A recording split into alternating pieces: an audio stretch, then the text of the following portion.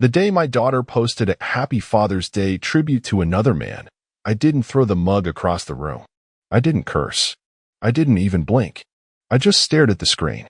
It was 6:43 a.m., and I was in the study, the same one I built with my own hands after Carol and I got married. The walls still smelled like cedar and insulation foam. My routine was the same as it had been for 20 years. Coffee, news, a glance at my email, and a brief hope for a text from Lily. Even just an emoji would have been enough. But nothing. Until I made the stupid mistake of opening Facebook. There she was, Lily, smiling like she just won a damn scholarship, her cheek pressed against a man in a navy blue polo with a titlised hat on backwards like he was still 25. I zoomed in. The background was unmistakably that golf club Carol always claimed she went to for spa treatments. Caption: to the one who's always been there for me. Happy Father's Day, Greg. I love you. Greg. Her goddamn Uncle Greg. The same guy who just needed a place to crash that one Christmas when his wife kicked him out for no reason. The same guy whose number Carol once insisted on keeping in her phone under Gretchen because you're always so suspicious, Richard. My thumb hovered over the screen, and I clicked like. Then I typed one word. Congrats. And before I go further, let me say this. If you're reading this and you're one of the 98% who watches but doesn't subscribe, now's your chance to change that. This story, the real, ugly, beautifully cold truth, deserves to be heard. And trust me, it only gets better from here. Every click motivates us to keep digging deeper. Now back to Greg. Carol walked into the study as I hit post. She was holding her yoga mat, hair still damp, all smiles. That is, until she saw my face. What? She asked, too casual. You look like you swallowed a lemon. I looked at her, really looked. And for the first time in months, maybe years, I didn't see my wife. I saw a liar who'd gotten lazy. A woman so confident in the depth of my loyalty that she stopped hiding the depth of her betrayal. I turned the tablet toward her. Didn't say a word. Her eyes flicked to the screen. Blinked. That was all. Just one blink too many. Then the flicker of defensiveness kicked in. You know Lily's just being dramatic. Greg's been a rock for her these past few months while you've been so distracted. Distracted?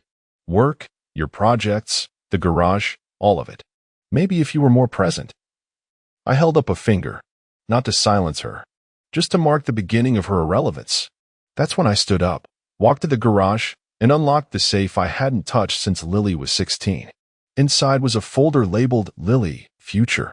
And that, as they say, was the start of her past. The folder hadn't moved in over a decade. Thick manila, slightly warped from humidity, with Lily, Future, written in blocky black Sharpie. I remember the night I labeled it, after her first ballet recital. She'd worn glittery wings and called me her hero before falling asleep on my chest. Funny how those words keep echoing years later, right as I'm taking everything back. I laid the folder on my workbench, cleared a space beside the drill press, and pulled out the contents. One by one, 529 college savings plan documents, treasury bonds I bought when she was 9, a few printed bank statements from a custodial account I'd kept separate under my name, and 2 CDs maturing in 3 months. The entire future, laid out in tidy columns of compounding interest. I didn't flinch, not even when I saw the note Lily wrote at age 13. Thank you for believing in me, Dad. I'll make you proud. Cute handwriting. Blue ink. Folded neatly inside the folder like some sentimental reward. I put it through the shredder. Then I opened my laptop. Most men hesitate. They sulk. They journal. They cry over bourbon and tell their buddies at the golf course about their crazy damn wives. I'm not most men. I'm an engineer. We fix the structure when it fails. Quietly. Permanently. First, I logged into the 529 portal. A few clicks, a new login token, and the account was unlinked from her name. Then came the trust, the one I'd built years ago as a just-in-case, back when Carol's lies were still clever enough to sow doubt. I remember the attorney asking, why the secrecy? And I said, sometimes the best defense is a head start. I never thought I'd use it.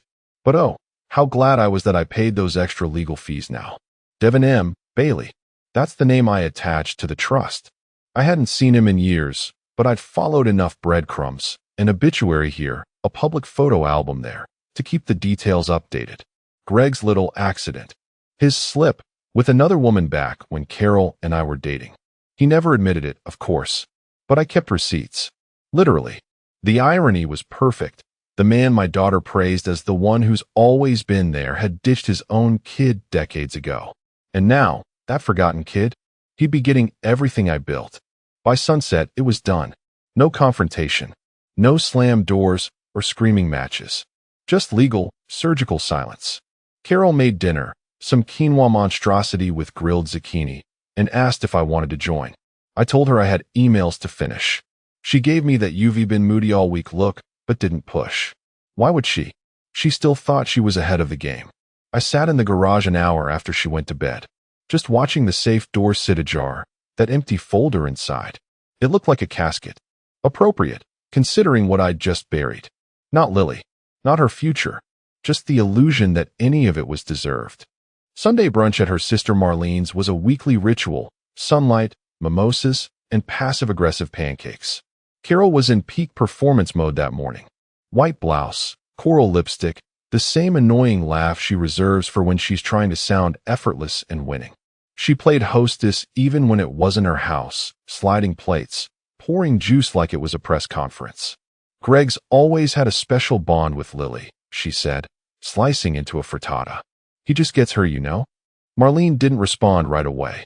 She chewed, slowly, then tilted her head like a Labrador trying to understand sarcasm. "Did Richard know you kept seeing him?" she asked, the question sharp but delivered with a smile. Marlene's always had this way of planting grenades with satin gloves. Carol's fork paused midair. Just a blink. A twitch. Then came the dismissive flick of the wrist. "Oh, please. It's harmless. Greg's like family. Richard's always been serious. Greg lightens things up." She left out the part where Greg had lightened her up too. Hotel rooms, spa weekends, quick detours to wine country under the lie of self-care. Carol convinced herself it was all about joy. Greg made her feel seen. Richard made her feel safe. And apparently, you only need one of those when there's a college fund anchoring your life. But back at home, something was different. Richard didn't ask about brunch. He didn't ask anything anymore. He was quiet. Not the passive kind, not sulking or pouting, but the eerie, focused kind. The way he gets before he takes apart an old grandfather clock or rewires the house's breaker box for fun. Carol noticed. She tried the usual probes. "Want to go out this weekend? Should we look at vacation spots? You've been distant lately. Is everything okay?" All she got in return was polite nodding and that same maddening, unreadable calm. So she filled the space herself. "Richard, you know Lily's college applications are going in next month. I think she's finally leaning toward UVA." He looked up from his tablet. "Oh, calm, measured, flat. She's so excited. She said Greg told her she'd fit in perfectly there. He said it's where he would have gone if." Richard didn't blink. "Sounds like he has a lot of opinions about her future." Carol laughed. "Well, you know how close they are? Sometimes I think she takes his advice more seriously than mine." That time, Richard did blink. Just once. "I'm sure she does." Carol missed the tone. She always did. She thought she was winning. That she'd engineered the perfect arrangement. Husband for stability, lover for sparkle, daughter as proof she had it all. What she didn't realize was that the floorboards under her carefully curated life had already begun to rot. Quietly. From beneath. And Richard? He wasn't sulking. He was watching. Measuring. Planning. Just like he did before every demolition project. The email hit Lily's inbox at 10:12 a.m. on a Tuesday.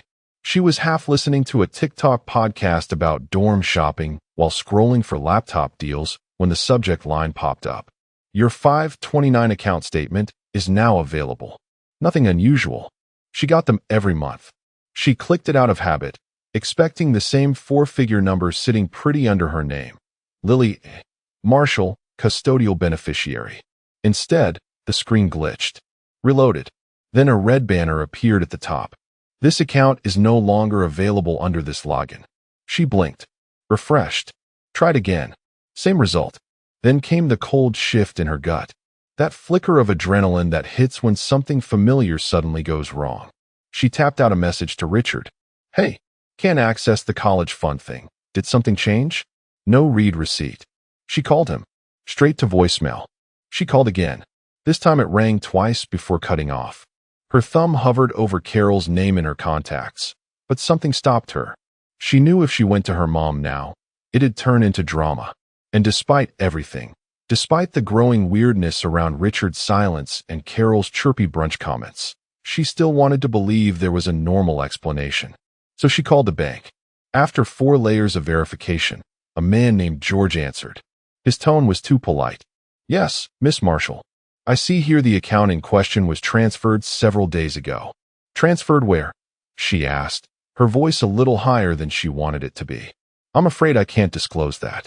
The account holder executed a full transfer to a different beneficiary. Legally, you're no longer entitled to those details. Wait, what? Different beneficiary? Who? Her breath was starting to come shorter. I don't understand. I'm the beneficiary. He set it up when I was 11. That money's for my education. I'm sorry, Miss Marshall. You'll have to speak directly with Mr. Bailey. She froze. Who? I mean Mr. Richard Bailey. Your father. Yeah, I know who he is. Who was the transfer made to? The line went quiet for a second longer than it should have. She could almost hear him checking if he'd already said too much. I'm really not authorized to. Just the name. That's it. Please. Another pause. Then, Devin M. Bailey. Silence. She didn't even write it down. It was like the name carved itself into her brain the moment he said it. She hung up, Googled, searched Facebook, Twitter, LinkedIn. Nothing jumped out. She checked their family tree, what little she knew of it. Nobody named Devin. No cousins. No middle names matching M. For 20 minutes, she sat on her bed staring at the blinking cursor in the search bar. Devin M. Bailey. A ghost with her money. She tried Richard again. No answer. And then, just to be sure, she logged into the old family photo drive. The shared one Richard used to keep updated every year, organized by date and label. She clicked the most recent folder. It was empty. He'd deleted everything. No photos. No trips. No high school graduation. No birthdays. No Halloween costumes. She felt something split. Not dramatically. Not like a shattered plate. More like a thin tear in fabric. Quiet. Small. But impossible to sew back. She sat there until her phone battery died, staring at a name that meant nothing to her. But somehow, she already hated it. Carol was halfway through folding laundry when she heard Lily slam the front door so hard the hallway mirror rattled. Mom. Her voice was high-pitched, breathless. He emptied it. Everything's gone. Carol dropped the towel. Wait. What? The account. The college fund. It's gone. He transferred it to some random person. Devin something. I called the bank. They wouldn't even tell me who he is. Lily's face was red, eyes wide with panic. The kind of panic that came from realizing the ground under her wasn't as solid as she thought. Carol instinctively reached out to hug her, but Lily batted her hand away. This isn't just a glitch, she said, pacing. He did it. He planned it. Why? What the hell is going on? Carol's mind reeled. Devin? Who the hell was Devin? Some accountant? A lawyer? It didn't make sense. She'd had arguments with Richard before, plenty, actually, but this was surgical, deliberate, precise. Okay, she said, trying to calm the situation. Just breathe, baby. Let me talk to him. I'm sure there's been some mistake. Lily looked at her like she'd lost her mind. A mistake? He deleted our family photos too. Carol's stomach dropped. That was new. That was alarming. She found Richard in the backyard, sitting in the shade beside the old stone grill he built 3 summers ago. He was sharpening garden shears with that same steady rhythm he always had, like the world didn't exist outside the blade. Richard. He didn't look up. I need to talk to you. Now. Still sharpening. Calm as glass. You emptied Lily's college fund? Yes. She blinked. What the hell is wrong with you? You had no right. He set the shears down, finally looking at her with a gaze so unreadable it chilled her spine. Did Greg have a right to raise her behind my back? The words dropped like wet concrete. Carol's mouth opened, then closed. What are you talking about? Richard stood slowly, wiping his hands on an old towel. His face betrayed nothing, no fury, no sarcasm, just brutal neutrality. I'm talking about the golf club posts. The secret dinners. The fact that when she posted a tribute on Father's Day, it wasn't to me. It was to him. The man you lied about for years. Carol's throat went dry. She's confused. She's just a teenager. She's 18, old enough to choose who raised her. Apparently, it wasn't me. You're being dramatic. He stepped forward just once. Not menacing. Just enough to make her stop speaking. I'm not punishing her, he said. I'm correcting the record. She tried to laugh. Oh, please. You think cutting her off is some kind of moral victory? He looked through her like she was glass. No. I think it's clarity. Carol's heart began pounding. Because suddenly she realized. He wasn't guessing. He knew. She didn't know how much, or how long, or whether it was the result of private investigators, or just years of quiet observation, but he knew. And unlike her, Richard didn't shout when betrayed. He planned. He waited. And then he executed. She stood there stunned, suddenly aware of how little ground she had left. He picked up the shears again and went back to sharpening, as if she were already gone. Lily couldn't sleep. She lay in bed, still fully dressed, her laptop burning heat into her thighs, the blue light of the screen casting hollow shadows across the ceiling. The room was dead silent except for the tap-tap of her fingers and the occasional rustle of her comforter when she shifted restlessly, eyes wide with questions that no longer had safe answers. Devin M. Bailey. She typed it again, this time with quotes. Then with Gregory R. Marshall next to it. Then with Virginia, 2003, mother, custody.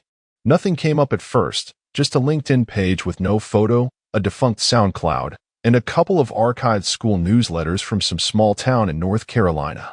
But then she saw it. A blog post. Old. Clunky. Posted on a site that hadn't been updated since the Bush administration. The page loaded slowly, like it didn't want to be remembered. It was Greg's name on the header. Life lessons and tea times, reflections on fatherhood and the front nine. It would have been funny if her chest didn't feel like it was collapsing. She scrolled past cheesy posts about his favorite cigars and his dumb golf metaphors until one title made her freeze. Welcome to the world, Devin Michael, 2004.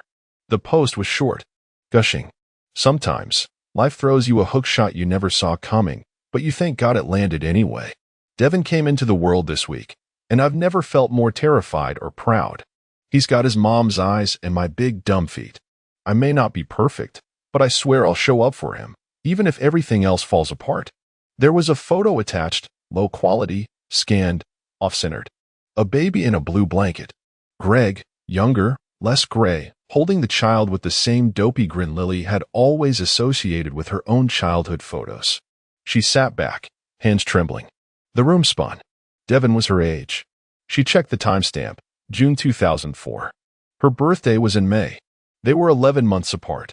Her breath started hitching as her brain pulled at the threads, unraveling a story she didn't know she was living inside. Greg had another kid. Not just a fling. A family. And he'd never told her. Not once during the camping trips. Not during the dad talks.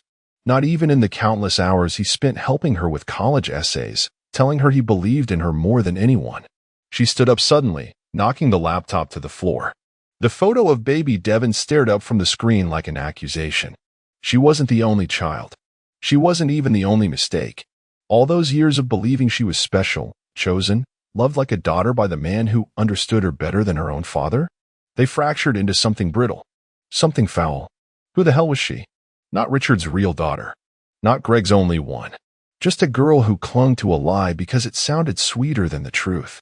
She collapsed to the floor, hugging her knees, laptop screen still glowing beside her, the faint smile of Greg and his other son caught in pixelated memory.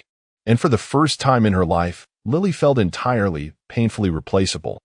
She found him in his usual spot, sitting on the patio behind his condo, nursing a glass of scotch like it held answers.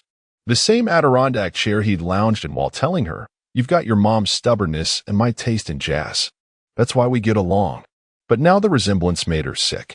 Greg didn't hear her coming. She walked straight up, holding her phone in one hand, the image of that ancient blog post still open, the photo of baby Devin staring back at her. "You had a son," she said. No greeting.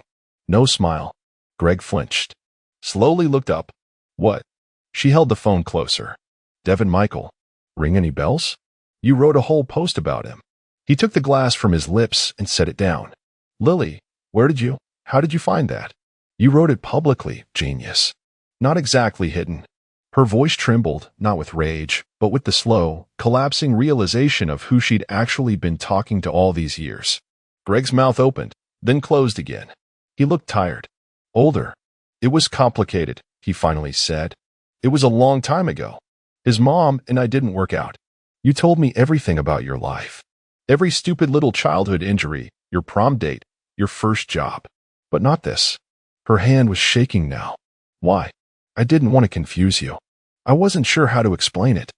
You let me call you Dad, she said, stepping forward. Her voice cracked. You let me post that picture.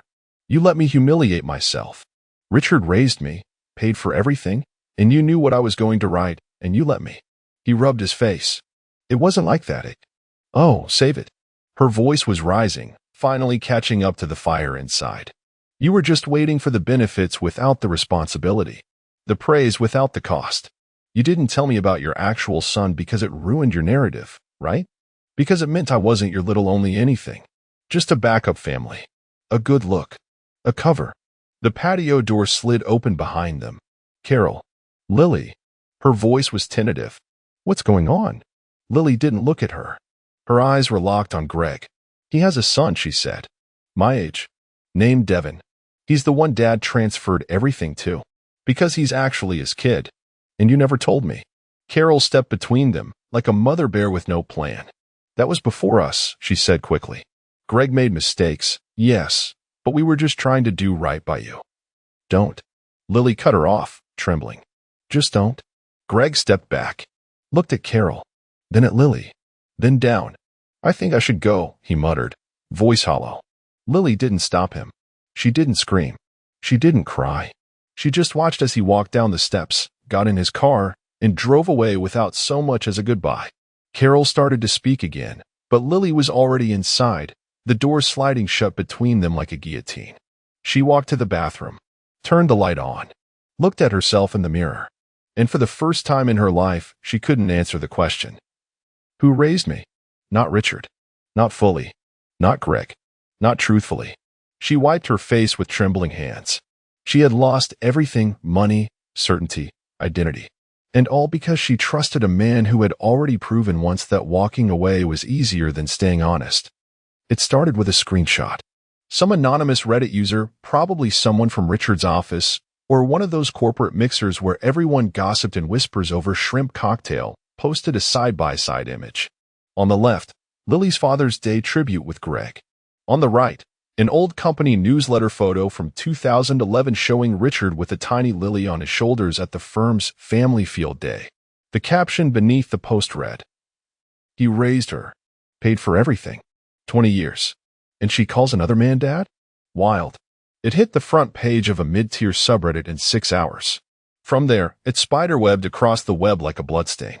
Facebook parenting groups, small-town gossip forums, even a TikTok recap channel that narrated the entire debacle in an overly soothing voice.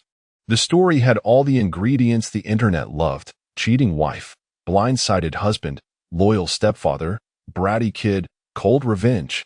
They didn't know the full story, of course. But no one needed facts when the optics were this clean. The comment sections lit up like fireworks. This man was the definition of class. The daughter and wife deserve each other. You don't bite the hand that fed you, then expect dessert.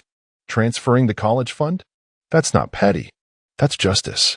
Even people who didn't know Richard personally seemed to take it personally, as if he were every man who ever got discarded quietly after doing all the right things. Carol saw the ripple effect almost immediately. The neighbors stopped waving. Marcia, her Pilates buddy, suddenly had a lot going on. The parents' committee she used to run voted her out.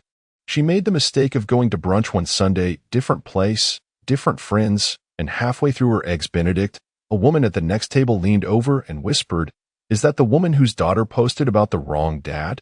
Carol left cash on the table and didn't touch her food. Lily noticed it too. The difference in energy at school. How her friends were quiet around her now. How one of them, Lauren, had texted, "Your mom's been trending on TikTok." Yikes. Even her college counselor had said something cryptic like, "Family circumstances don't define your potential, but honesty is a good essay theme." It was humiliating. But what cut deepest wasn't the mockery. It was the fact that the world didn't see Richard as some scorned idiot. They saw him as composed, controlled, correct, and he never said a word to the public, never defended himself, never retaliated. He just watched them unravel. Carol stood in the kitchen one night, scrolling through Facebook on autopilot when she saw a post from Richard's old friend Alan. A photo of Richard, sitting alone on a bench by the river with his fishing rod, looking out over the water. The caption was 2 lines. Some men don't need to shout. They just walk away with their dignity. 57 comments. Every single one a eulogy for a marriage everyone now assumed Carol destroyed. She dropped her phone. There was no rebuilding this. Not with tears. Not with explanations. The world had chosen sides. And she was on the wrong one. The letter arrived on a Thursday. Plain envelope. No return address. Just his name, Richard Bailey, and Lily's looping, uneven handwriting. The kind she developed when she first started writing thank you notes and insisted on decorating the envelopes with glittery hearts. He recognized it instantly. He opened it at the kitchen table, where the light hit just right. No dramatic pause. No drink in hand. Just the sound of paper unfolding in a room that had once been filled with her voice. Dad, it began. Not Richard. Not Mr. Bailey. Not, hey, just Dad. He didn't react. He just kept reading. I don't know where to begin, because I'm not sure what parts of my life were real anymore. Maybe I saw things through a lens that wasn't mine. Maybe I let people fill in blanks for me because it was easier than asking hard questions. Maybe I hurt you without realizing how deep the cut would be. There were 4 pages. Handwritten. Rambling in some places, focused in others. She talked about her confusion, her anger, her shame. She mentioned Devin briefly, said she didn't blame him, just that she didn't understand. She didn't apologize, exactly. It was something softer, murkier. A child wading back into the room she had set on fire. I still think about the night you stayed up with me when I had strep throat. You brought that tiny bell and said, ring it like a queen if you need anything. I never forgot that. You made me feel safe. If I said Dad to someone else, it wasn't because I didn't love you. It was because I didn't understand what love was costing you. He finished reading. Then he folded the letter once, twice, neatly. No tears. No hesitation. He stood, walked to the garage, and opened the safe. The same one where he used to keep the family insurance paperwork, old Christmas cards, and a folder labeled Lily, Future. He placed the letter inside. Not with ceremony. Not as a memento. More like evidence sealed in a case that would never be reopened. Then he shut the door and turned the lock. That night, Carol showed up unannounced. Hair done, makeup light but deliberate, voice trembling under rehearsed calm. I heard she wrote you. He didn't answer. She's trying, Richard. She's still a kid. He crossed his arms. So was Devin, once. That's not the same, You're right. Devin never posted a tribute to the man who abandoned him. Carol flinched. This isn't about him. This is about Lily. You're punishing her for my mistake. He finally looked at her, really looked. Not with rage. Not with pity, but with the quiet finality of someone who's finished building something and walked away from the blueprints. No, he said. I'm just making sure what I built goes where it's earned. Carol's face broke. Just for a second. She opened her mouth to argue, then closed it, because the truth was heavier than anything she could say. Richard turned back toward the house, left her standing in the driveway, framed by the porch light like an unwanted memory. The door closed behind him with the gentleness of someone who no longer needed to slam it. Devin read the letter 3 times before he let himself believe it was real. It had arrived in a standard manila envelope, postmarked from a firm he didn't recognize. Inside, a formal notification, clean font, cool language, and one sentence that didn't belong in his quiet life. You are now the sole beneficiary of the Bailey Future Trust. He reread it slowly, as if comprehension would somehow dull the weight of the words. Bailey. That name. He'd never worn it. His mother had refused. Said Greg wasn't worth the ink on a birth certificate. Said if he ever wanted to meet his real father, she'd drive him to the nearest golf course and point at the nearest self-absorbed asshole in loafers. But this wasn't from Greg. It was from someone else. Someone who had been watching the same story from a different seat at the table. They met at a small cafe tucked between a laundromat and an insurance office, neutral territory. Quiet. No waiters hovering. Just 2 mugs of black coffee and a table between them. Devin arrived first. He wore a pressed button down, as if this was a job interview. When Richard walked in, Devon stood instinctively, almost respectfully, though neither of them offered a handshake. They sat. "You look like him," Richard said after a moment, but less smug. Devon gave a faint smile. "I get that a lot." There was a silence. Not awkward, just heavy. Devon broke it. "I didn't know about you either." Richard nodded. "Now you do." He slid a folder across the table. Inside were the documents. The trust. The breakdown. Everything legally is now. Devon didn't reach for it. "Why me?" Richard's gaze didn't waver.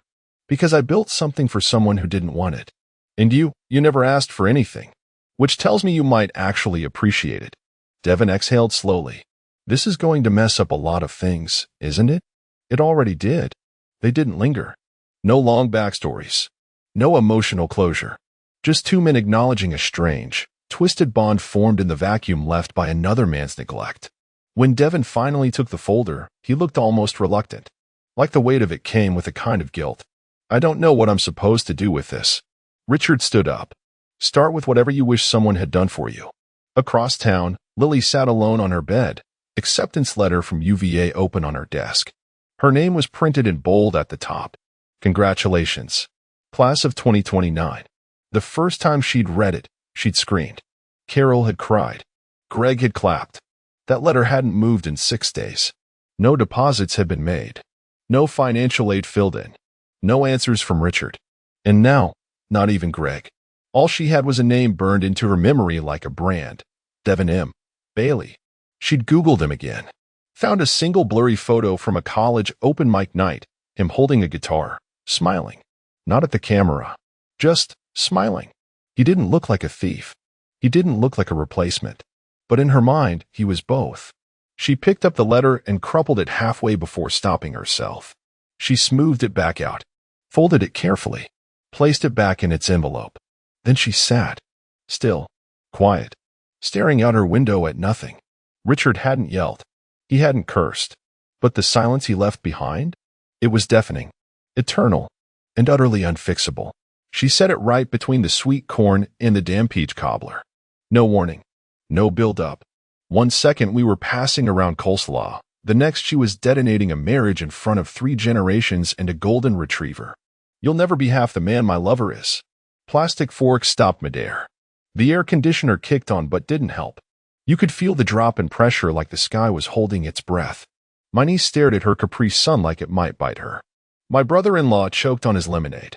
Somewhere behind me, someone muttered, "Jesus." I didn't flinch. I wiped barbecue sauce off my beard, dabbed at the corner of my mouth with the same paper napkin I'd been using for the past 20 minutes and said, "That's so?" Then I picked up another rib. No yelling. No grand gesture. Just a bite. Chew. Slow. Deliberate. Measured like I'd been practicing for this moment my whole damn life. It's funny, rage always expects an audience. It feeds off response. When you don't give it that, when you stay still, that's when it panics. That's when it tries harder. But I didn't move. I chewed and stared at the ribs like they were more interesting than her. And for the first time in a long time, they were. Trish stood there, expecting the table to rally, expecting gasps and outrage on her behalf. But the silence wasn't loyal. It was tense. People looked down. A couple of them, our older daughter included, just stood and walked away toward the drinks cooler like nothing had happened. My cousin Darren gave me a slight nod. Nothing big, just a twitch at the corner of his mouth that said, "Saw that." Respect. What they didn't know. This wasn't shock. This wasn't surrender. This was strategy. 6 weeks ago, I found the first clue. Not a text. Not lipstick. Something weirder. One of our wine bottles, specifically a Pinot Noir I bought in Oregon in '09, had a different cork than when I'd sealed the rack. I collect wine. I remember corks like most men remember first kisses. Someone had opened it, swapped it, tried to cover it. She thought I wouldn't notice. I did. Then came the gym bag she left in the trunk for 3 days, smelled like his cologne, the kind with too much musk and not enough shame. The loyalty card for a spa 3 towns over. And a receipt from a gas station 40 miles in the wrong direction on a day she swore she was working from home. Every lie leaves a breadcrumb if you let it rot long enough. So I didn't argue that day. I didn't plead. I didn't try to win. I let her throw her grenade. I let her embarrass me in front of my bloodline. Because it's one thing to cheat on a man. It's another to declare war on his dignity over pulled pork and deviled eggs. And by the way, if you've listened this far, and you're part of the 98% who watch without subscribing, do me a favor, hit that button. It keeps this crew going and stories like this alive. Trust me, what's coming next? You won't want to miss it. Back at the table, she stood frozen. I think it unnerved her how calm I was. Like maybe, just maybe, she'd misjudged the man she thought she'd broken. But I didn't even glance up. I just kept eating. Because in my head, I'd already left the marriage. What she didn't know was that I'd also taken a few things with me, the passwords, the deed, the dog's registration, even the family Netflix account now routed through a different IP address. One bite at a time. That's how you eat ribs. That's how you dismantle betrayal. And that was the first bite. They set up the folding chairs behind the rental tent like it was a war room, not a family reunion. Plastic cups full of boxed rose, some lukewarm gossip, and suddenly Trish is the general of her own delusion. She's got her sister, Marianne, right where she wants her, buzzed, bitter, divorced twice, and our daughter Rachel, God help her, sipping on that same poison wine of complicity. I mean, did you see his face? Trish whispered, barely able to keep the smug from oozing out of her pores. Nothing. Not even a twitch. He just sat there, like a damn fossil with a bib. Marianne cackled the way only someone whose alimony dried up in 2012 could. He's scared to leave, Trish added, swirling the wine like it was some kind of triumph. Let's be honest. He's got nothing. That pension's drying up. I've got the attention, the body, and the backup plan. Rachel didn't laugh, but she didn't stop them either. She just sat there, quiet, stirring her drink with her straw, avoiding her own guilt like it was a bee buzzing too close to her shoulder. Behind them, the tent flap stirred with the wind. No one saw me pass by. I was carrying a tray of pie slices. Blackberry, homemade, extra sugar crust on top. The kind I used to bake for Trish back when she said things like, I love how your hands smell like vanilla and sawdust. Before those same hands became invisible to her. I walked past them like I didn't hear a damn thing. But the thing about being underestimated? It gives you cover. They mistake stillness for stupidity. Silence for surrender. That night, while she soaked in her little moment of dominance, I plugged in a hard drive she didn't know existed. It looked like an old Kindle. Harmless. Ugly. Buried beneath my shelf of repair manuals in the garage. But it was a Trojan horse I'd been feeding for weeks. 6 weeks, to be exact. That's when I started sinking. See, Trish was never the brightest when it came to tech. She'd never noticed a second Apple ID logged and under family sharing. Never questioned why her calendar sometimes duplicated. Or why her camera roll glitched every time she took a selfie in that hotel mirror with her backup plan. Every phone call to him backed up. Every time-stamped photo from her yoga retreats archived. Every Google search, how to divorce without losing assets, how long does spousal support last in Texas, screenshotted. I didn't confront. I compiled. And while she lay in our marital bed, texting did it. Publicly. In front of everyone. He just SAT there. Like a fossil, I was cataloging the data that would peel the smug off her face layer by layer. She fell asleep wrapped in her own bravado. I stayed up copying her entire digital trail onto a private drive registered under a Shell LLC I'd opened a year prior. I named it Staghorn LLC. It was an inside joke. Trish once said bucks with antlers were useless unless mounted. Guess who's about to be mounted in court? I also updated my will. Shifted some retirement accounts. Locked in a clause that would make her future as dry as the white meat turkey she insists on baking every Thanksgiving. At 3:44 a.m., I clicked encrypt. At 3:45, I watched her snore with her mouth open. She looked peaceful, like she thought she'd won. But she didn't know the game had just started. The fossil? Oh, sweetheart. That fossil's carbon dating your entire downfall. At exactly 6:07 a.m., Trish woke up with a dry mouth and that sour taste of last night's rose and victory. She reached for her phone to order an Uber back to the spa where she'd left her weekend bag, the one with the red lingerie, cheap perfume, and her burner phone she thought I didn't know about. Transaction declined. She blinked, rubbed her eyes, tried again. Same result. Card expired or unauthorized. Weird. She flipped to her banking app. Face ID failed. Password rejected. She cursed, sat up, and tried her Spotify. Logged out. Password wrong. Recovery email changed. The cloudless sky outside didn't match the storm that just punched her in the gut. She swore out loud and dialed my number, expecting my usual dry, irritated tone. Maybe a barked, "What do you want?" She could guilt trip into another month of comfort. But instead, a woman answered. Calm, smooth, professional, like silk and legalese. This number now belongs to Mr. Wilkins' estate advisor. Trish froze. I'm sorry. The voice continued with gentle finality. Mr. Wilkins is no longer accepting personal calls on this line. For legal correspondence or inquiries, please refer to the firm's listed address. All information has been redirected accordingly. Click. No music. No hold. No chance to beg. Just silence. Trish stared at her phone like it had grown horns. Then tried redialing. Voicemail. Same voice. You've reached the estate office of Mr. Wilkins. No further messages will be received. The color drained from her face.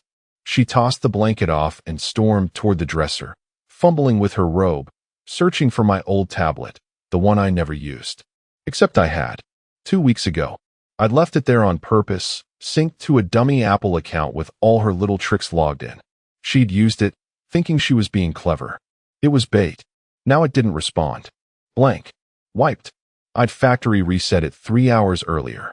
She grabbed her phone again, frantic now. Opened her Gmail. Signed out. Access revoked.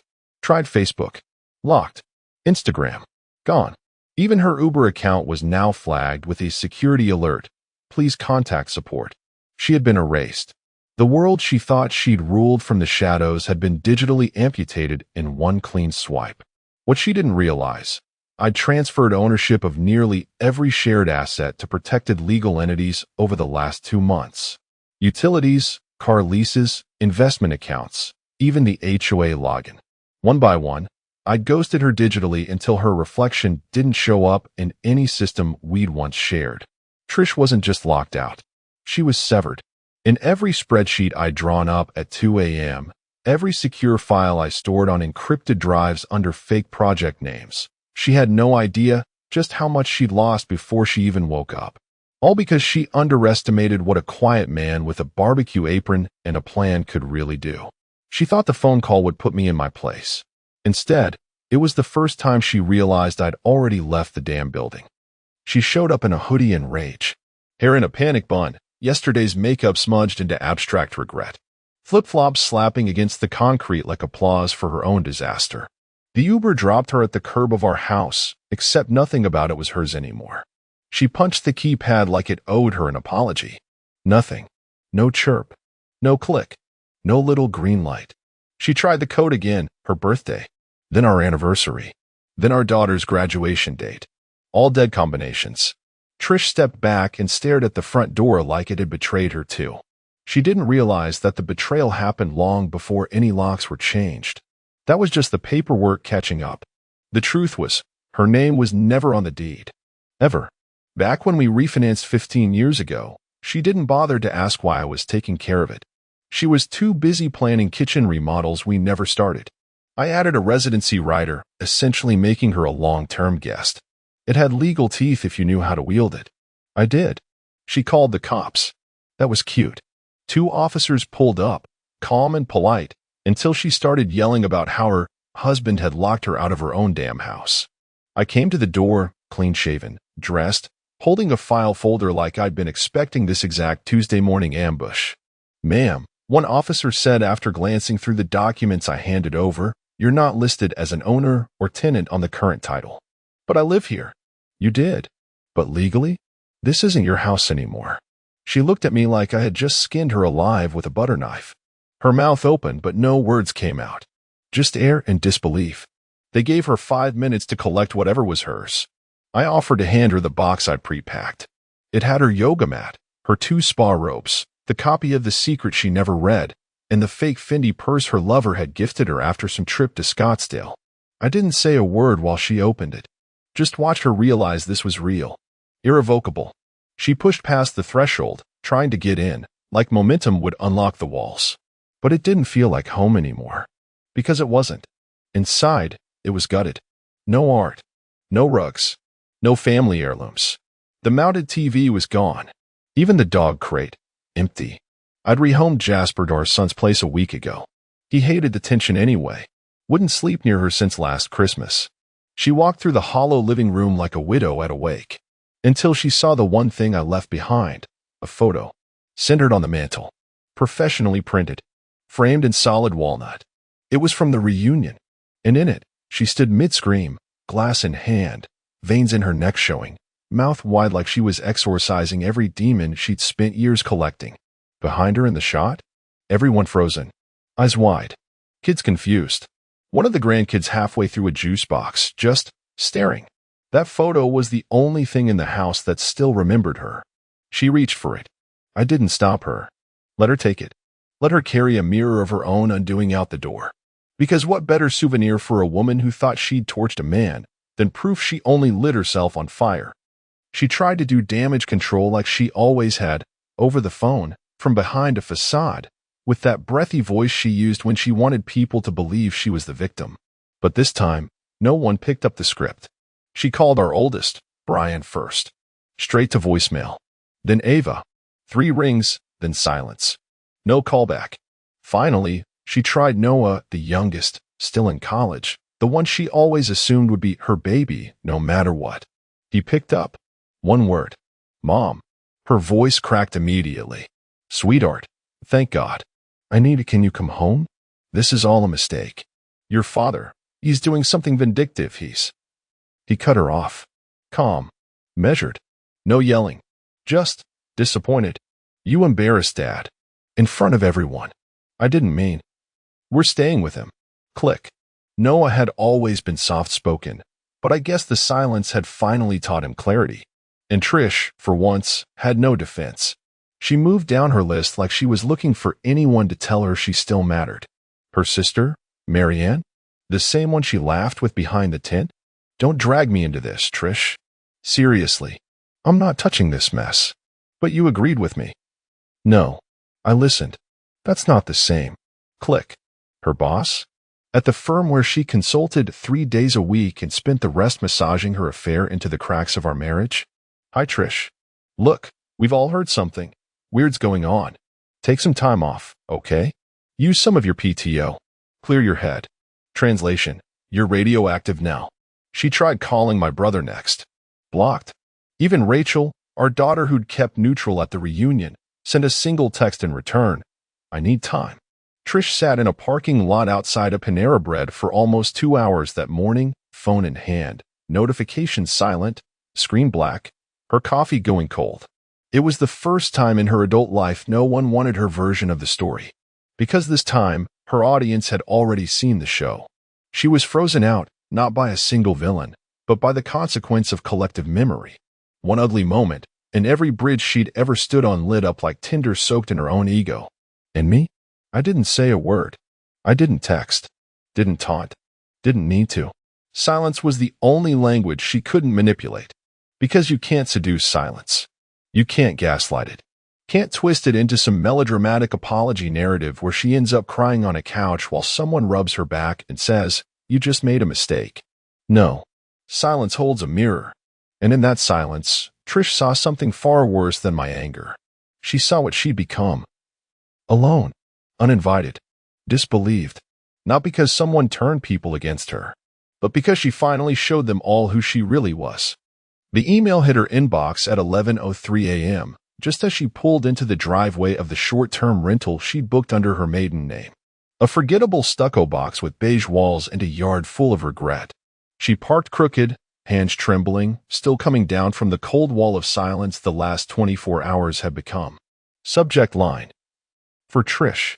No sender name. Just a Gmail address composed of random letters and numbers. But the icon beside it, she recognized it. A photo of a stag. Same one I used on the LLC she never bothered asking about. She hesitated. Opened it. Inside was one link, a Dropbox folder titled Performance Review. She clicked. First folder, text logs. Screenshots of her late-night messaging with him. Not the sweet nothings, they were bland. It was the parts where she mocked me that dug deep. He still irons his shirts like it matters. It's like watching a ghost live in the wrong century. Sometimes I picture pulling the plug while he sleeps. I wouldn't even blink. She laughed when she wrote those. The emoji said so. Second folder, audio captures. From our bedroom. Our smart speaker, the one she insisted we get because Alexa can order groceries, had been logging all ambient recordings. A file labeled February_11_bedroom_audio played the soft sound of sheets and a man's voice that wasn't mine. Then her clear, breathy, smug. I think he knows. But he won't do anything. He's safe. Click. Next one. Let him sit there in his quiet little world. He doesn't know I'm already living in another one. Third folder. Receipts. Hotel check-ins under a fake business card. Her signature next to Mrs. Lane. Charges billed to her emergency credit card, the one she thought I didn't monitor because I never asked. Spa weekends that started on Thursdays and ended Monday mornings. Double dinner orders. Matching ropes. A bottle of wine I gave her for our anniversary, gifted again, this time on a room service receipt to someone else. At the bottom of the folder, one document sat alone. A photo. Blurry, zoomed in, but unmistakable, her lover. Shirtless. On a balcony. Kissing a woman who wasn't her. Blonde. Younger. And judging by the timestamp, 3 days before the reunion. She stared. She scrolled down. One final .txt file. Your performance at the reunion was your audition. This is your callback. No name. No threat. No request. Just the punchline to a joke she'd been writing in invisible ink for years, and now it had developed in daylight. Trish didn't cry. She didn't scream. She sat in that borrowed house on that borrowed furniture with her carefully curated life laid out in digital blood. And the world didn't crash around her. It just kept spinning, indifferent. Like even the universe had already moved on without her.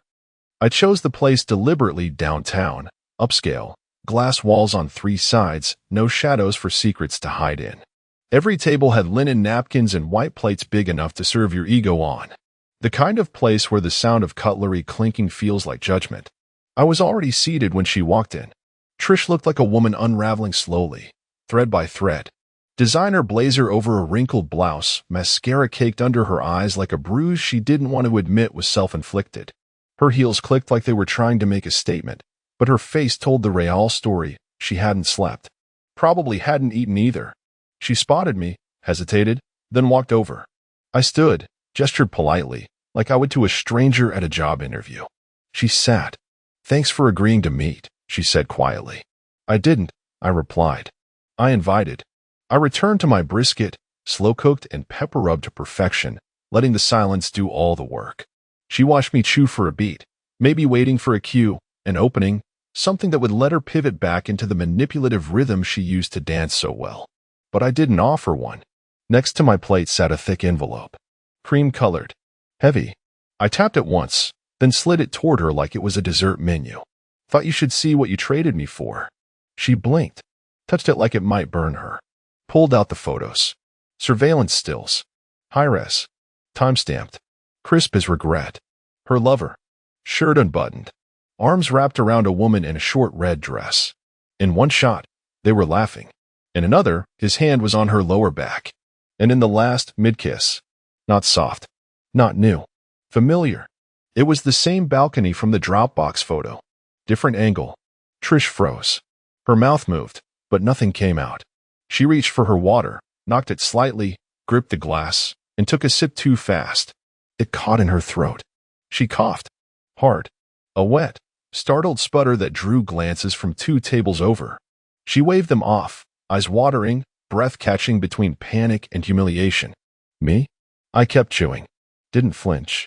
Didn't gloat. Just carved another bite like I was more interested in the texture of the meat than the collapse of her delusion. She finally found her voice. He said she was just. Yeah, I interrupted. He said a lot, didn't he? She looked down at the photos, flipped through them again like maybe, this time, they'd rearrange into a version she could live with. They mean nothing, she said. Neither did I replied, calm. Another bite. Outside, people passed the window. Lives moving forward. Light traffic. Someone laughed. The world didn't pause for her shame. It never does. I leaned back, wiped my mouth, and added, you gambled. Lost. Tried to bluff your way out. I'm just the dealer cashing you out. She stared at the table, lips pressed tight, one hand gripping her phone like it could somehow undo any of it. Why even meet me here? She whispered. I picked up my napkin, folded it slowly. Because it felt poetic, I said. You used to love places like this. You said ambience made you feel alive. I stood, nodded once, and left the bill unpaid between us. She didn't touch her food. Didn't ask me to stay.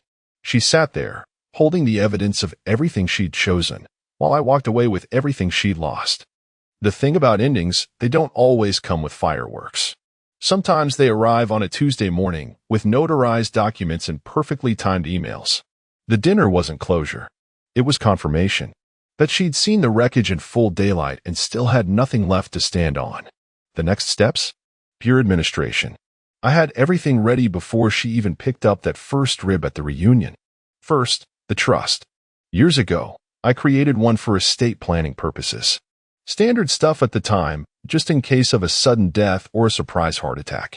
What Trish didn't know was that I'd amended the trust 6 months prior, adding a full spousal exclusion clause under an addendum marked irreconcilable patterns. She never saw the legal alerts. She never even opened the shared drive folder I labeled vacation plans. Inside were drafts of her removal. Signed, notarized, stamped.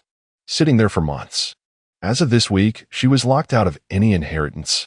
All assets now held by a secondary trust, Staghorn Trust, managed by our son and a lawyer who once taught me how to fish. Second, the pension. She'd always assumed it would be her safety net, her rainy day parachute. Nope. I rerouted the disbursements into a private holding company, one with zero spousal access, protected under state law thanks to a loophole she never bothered reading about during our financial planning brunches. She gets nothing, not even a whiff of residuals. Third, the burial plot. Yeah, I moved the damn dead people.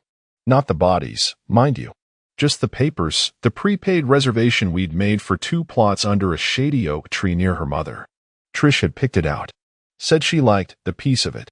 So I canceled it. And moved my future grave 30 miles west, next to a pond I used to fish at with my grandfather. Bought 2 plots. One for me. And the other? I left blank. Let her wonder who it's for. Maybe it's a message. Maybe it's just a spare. She'd never be buried beside me now. Not even in death would we share soil. By the end of that week, every legal and financial tie that once bound us together had been cauterized. Not torn, not ripped, just removed, like dissolving a stitch after the wound's closed. She didn't know it yet. Not fully. She'd discover it slowly. Phone call by phone call. A letter here, a rejection there. Every attempt to reclaim something met with polite legal silence. No drama, no confrontation. Just cold, clean nothing. She had built her escape plan on the assumption I'd stay passive. Gentle. Predictable. She never imagined I'd go surgical. I wasn't punishing her. I was erasing her. From my accounts. From my plans. From the bones of my legacy. Because some betrayals don't deserve vengeance. They deserve removal. She tried one last time. Late at night, under the hum of a fluorescent kitchen light in someone else's rental condo. Trish sat cross-legged on a borrowed couch with a half-eaten granola bar and her phone clutched like a lifeline. She hadn't worn makeup in days. Her nails were chipped. Her voice was raw from all the messages she'd left. None of them returned. But tonight, she called again. One more try. Just one more shot at spinning a new version of the story where she could still play the misunderstood wife, the one pushed into mistakes by neglect, the one who could maybe still come home. Ring. Ring. Click. A pause. Then a voice, not mine, but close enough in tone to sound like something once familiar. You have reached a number that no longer accepts chaos, betrayal, or false apologies. Goodbye. Click. No voicemail box. No beep. No opening. Just a digital brick wall. Trish stared at the phone like it had insulted her. Like somehow it wasn't fair that the door had closed all the way, that there was no more crack to wedge a toe through, no more latch she could pick with guilt. She sat there for a while, long enough for her reflection in the black screen to settle into something she didn't recognize. No performance left. No mascara. Just her. What was left of her? Then the notification popped up. Message from unknown number. No text. Just an image. She opened it. It was a photo. Another picnic. Another reunion. Sunshine, blue sky, familiar lawn chairs. Kids with juice boxes. My brother-in-law at the grill. Even Jasper, the dog she forgot to ask about, was there, tongue out, tail wagging. I was in the middle, laughing mid-bite, a rib in one hand, my grandson in the other. Ava stood behind me, arms around her fiancé. Noah was flipping burgers. Rachel, yes, even Rachel, had her baby on her hip, leaning in toward the group. Everyone was smiling. Except Trish, because she wasn't in the photo. She hadn't been invited. She hadn't even known it happened. The date stamp said it was taken yesterday. The silence wasn't just from me anymore. It was from everyone. She zoomed in. And there, on the picnic table, placed right at the center, beneath the drinks, was the framed photo from the last reunion. The one of her mid-scream, glass in hand. Frozen in the moment, she detonated everything. A shrine. A warning. A reminder. Not for me. For them. She set the phone down. And for the first time in this entire mess, Trish didn't cry. She didn't scream. She didn't reach for her wine or call her lover or send another desperate email. She just sat. Still. Because when you lose everyone and they don't come looking, that's not abandonment. That's a verdict. The diner was nothing special.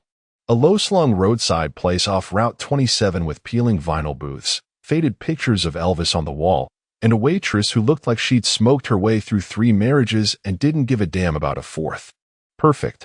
I stepped out of the lawyer's office that morning with my son Noah by my side. Papers signed. Every last thread tied off. Trust secured. Pension redirected. Closure notarized in triplicate. We didn't talk much on the drive. We didn't need to. The waitress handed us menus. I didn't look at mine. Brisket plate, I said. No slaw. Extra ribs. She raised an eyebrow. Breakfast of champions? Something like that. Noah chuckled. But there was something behind it. A question he'd been chewing on for months and finally couldn't hold down anymore. As I cut into the ribs, slow and easy, he set down his soda and asked, "Dad, why didn't you say anything when she said that?" At the reunion. I chewed. Let the silence stretch. It tasted better than I remembered. Then I wiped my mouth. Because words don't change people, I said, calmly. But consequences do. He nodded. No follow-up. Just acceptance. Maybe even respect. He'd watched his father become something he didn't expect. Not a wreck, not a victim, but a strategist. A man who understood that silence, when wielded right, could be louder than any scream. I took another bite. Outside, a semi rolled past. Inside, the hum of an old jukebox playing a Conway Twitty track barely audible under the crackle of grease from the kitchen. I looked around the diner, ordinary, anonymous, free of ghosts. And for the first time in months, I wasn't bracing for impact. I wasn't calculating lies, decoding expressions, checking bank statements behind a locked office door. I was just eating. And it hit me, as the meat fell off the bone, this wasn't a victory lap. It was a reset. No parade. No applause. Just peace. Hard-earned, brutally bought, and fully mine. I smiled. The same slow chew. Because the woman who once shouted that I was half a man had no idea she was talking to the most dangerous version of me I'd ever become. And now? Now I was whole again. Rib by rib. She tried the handle once. Then again, harder. The deadbolt held firm. From behind the glass, I watched her pause, sun-kissed, smug, sunglasses still on. She looked exactly how I imagined someone would look returning from a girls-only spa trip that somehow required lacy bikinis, a beachside suite, and her phone being conveniently dead for 3 days. The engine of the Uber was still idling behind her when I opened the door. "Vacation good?" I asked. Calm. Even tone. The way you ask someone if they enjoyed their last meal before an execution. She smiled wide, teeth like a realtor's headshot. "Oh, it was just me and Jenna. You know, girl stuff. Spa days, yoga, sunsets. Honestly, you would have hated it." I didn't blink. Just said, "Sure." She finally stepped forward and noticed it. Over my shoulder. The boxes. 3 of them. Taped, labeled in thick Sharpie. Closet. A. Bathroom. Nightstand. The color drained from her cheeks faster than that fake Aruba tin could hold. Before she could speak, Before she could spin up whatever half-baked story she'd rehearsed in that hotel mirror, I stepped aside. You can leave them here for now. I've already removed your name from the lease.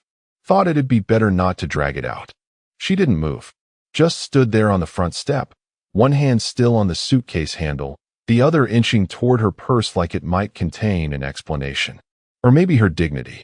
And while her lips parted, trying to choose between righteous anger or helpless confusion, I thought about how long I'd waited for this moment. Not for revenge. That's messy, unpredictable. No, I'd waited for clarity. For the weight of lies to finally land on the liar. She laughed nervously. You're seriously doing this? Because I went on a trip with Jenna? Are you out of your damn mind? That's when I stepped fully into the doorway, blocking her view, letting her see the envelope in my hand, but not yet handing it over. You think I don't know who Michael is?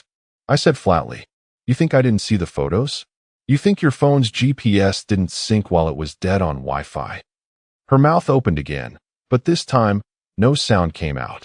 Just a soft gasp that reminded me of someone suddenly realizing their seatbelts not buckled mid-crash. Before we go on, I just want to thank everyone who's watched these stories. Over 98% of viewers haven't subscribed yet, and it'd mean a lot if you did. We're trying to hit our first 10,000 subscribers. It's a milestone that keeps the team fueled to keep digging deep and bringing stories like this to life. So if you're still here, thank you, and consider hitting that button. It helps more than you know. She finally found her voice. Greg, come on. You're being paranoid. It's not what you think. Michael's just a friend. Ah, there it was. That magic phrase. Just a friend. The same friend whose wife I'd had coffee with the day before. The same friend who checked into the same resort under a fake name. The same friend who thought clearing browser history on a shared Wi-Fi network made him invisible. I believe you, I said with a half smile. Really, I believe he's just a friend. That's why Hannah's coming over later. You can tell her too. Her face twitched. Hannah. Michael's wife, I said, stepping back inside. She's eager to hear how just friendly your massage sessions were. I let the door click shut. Not a slam. Just that quiet, unmistakable sound of closure. The kind of sound that doesn't ask for permission, doesn't explain itself, doesn't need to. And from the other side, I could still hear her standing there. Not knocking, not begging, just breathing, trying to figure out how everything got away from her. She hadn't realized yet. This wasn't the punishment. This was just the introduction. She came back that night like a woman rehearsing lines in a rearview mirror. No luggage, just rage and lipstick. The doorbell rang 3 times, fast. Then fists. I opened it slow. The porch light cast her in that half-dramatic, half-pathetic glow that only truth seems to create. She didn't wait for an invitation. Just shoved past me, heels clicking across the hardwood like a metronome of entitlement. What the hell, Greg? She snapped. You changed the locks? What kind of psycho move is that? I didn't answer. Just closed the door behind her. She turned in the living room, arms crossed. You're seriously going off the deep end because I took a trip with Jenna? Jesus Christ. Are you even hearing yourself? Still nothing from me. I didn't flinch. Didn't raise my voice. Didn't even walk over to where she stood. Just leaned against the wall, watching her trip over her own story. This is insane, she said again, tone wobbling. You're being paranoid, Greg. You sit here stewing in your own thoughts while I try to have a life. You think everything's a conspiracy. Then she saw what I was holding. One photo. Printed. Glossy. I held it up between 2 fingers like trash I didn't want touching my skin. A beach selfie. Allison in a sun hat and bikini top, leaning into a man wearing a Red Sox cap and sunglasses. You could practically smell the salt on their skin. That doesn't prove anything, she said too quickly. He's just. Michael. I finished for her. Yes. I recognized him. She froze. My memory's still sharp, even if I am a boring old man. I remember him from the insurance mixer last fall. The one you skipped because of that sore throat. Allison blinked. Once. Twice. No words. His wife's name is Hannah, I said, walking over slowly. Sweet woman. Makes her own candles. Her favorite scent is rosemary and birch. We had coffee at that little place off Kingsley. I set the photo on the kitchen island. She's the one who gave me this. Said she recognized the hat. He wore it when they were in Turks and Caicos last spring. Funny how the same hat showed up in your spa getaway selfie. Allison opened her mouth, but her face had already confessed. Her eyes had already blinked too long. Her spine had already slouched a half-inch. I kept going, not angry, just factual, like a man reading off a checklist during a fire inspection. Before you say you didn't post it, don't worry. Hannah has access to their cloud account. You forgot to log out. That's where she found your little sunset session. The same session you told me was just a margarita with Jenna. I let the silence stretch long, made space for shame to echo in. You think I'm reading into things? I asked finally. No, I'm just reading everything now. She swallowed. Loud. Too loud for someone who thought they were innocent. You're digging for something that isn't there, she whispered. This obsession isn't healthy. You're going to lose everything just because you're desperate to feel in control. I nodded, almost thoughtfully. Interesting projection. I'll make a note of that. The sarcasm didn't land well. Her lips twitched. She turned toward the stairs. But I stopped her. You don't live here anymore. She turned back like I'd slapped her. You made that decision when you booked that room under a fake name? I added, walking to the coat rack. Want to guess whose credit card handled the minibar? It wasn't Jenna's. It wasn't yours either. Her hands balled into fists. So what now? You going to humiliate me? Post this online. March me through the neighborhood like some scarlet letter freak show. I chuckled. No, Allison. That would require energy, drama, emotion. I looked her dead in the eyes. And I'm not wasting another second of my life feeling anything for you. That's what finally shut her up. Not the photo. Not the mention of Hannah. Not the tracking. It was the absence of reaction. The vacuum where my love used to be. And in that void, she finally felt the fear. 6 weeks earlier, I sat across from her at the dining table while she told me about a client from hell. She poked at her salad, sighed dramatically, and dropped corporate buzzwords like confetti. Client doesn't respect boundaries, she said. Micromanages everything. I might have to work through the weekend again, just to meet their expectations. I nodded, like I had every other time she'd spun the wheel of convenient excuses. But this time, something didn't sit right. Maybe it was the way she turned her phone over when it buzzed screen down. She never did that. Allison was surgically attached to her phone. Normally, she'd check it mid-chew if a push notification so much as threatened to appear. Same client as last time? I asked casually, spearing a cherry tomato. She nodded, too fast. Yeah, total nightmare. Then she changed the subject. That weekend, we were supposed to drive out to my sister Marla's place. Family barbecue. Allison had been dodging those more frequently, citing burnout and team deliverables. This time, though, I checked her work calendar. Empty. No deadlines. No calls. Just a wide, clear window labeled personal time. She left early Saturday morning, supposedly for a working retreat at a hotel near the airport. Claimed the company was covering it. Something cracked then. Not a break. Just the quiet pop of logic snapping into place. So I walked into the garage, pulled out an old cigar box from the high shelf. Inside, the passive GPS tracker I used to use when we suspected arson-related insurance fraud. No monthly fee. No alerts. Just pure, quiet data I could pull via USB. I slid under her car like I had hundreds before, except this time, I didn't have a fire helmet. Just gloves and a headlamp. Clipped the tracker behind the rear bumper where no one would check. She came back Sunday night looking exhausted. I offered to cook. She declined. Said she'd eaten something decadent with her boss, who, according to her, totally gets how hard women have to work to be taken seriously. I didn't respond. Just handed her a glass of wine and asked how the hotel was. She froze. How'd you know I stayed in a hotel? You said working retreat, I said flatly. I assumed it wasn't in the break room. She smiled. A little too wide. Right. Yeah. Hotel. Strike one. The next morning, after she left for work, I pulled the tracker. Plugged it in. It told a different story. Not the airport Marriott. Not even in the city. She'd driven 3 hours southeast to a coastal town called Pineport.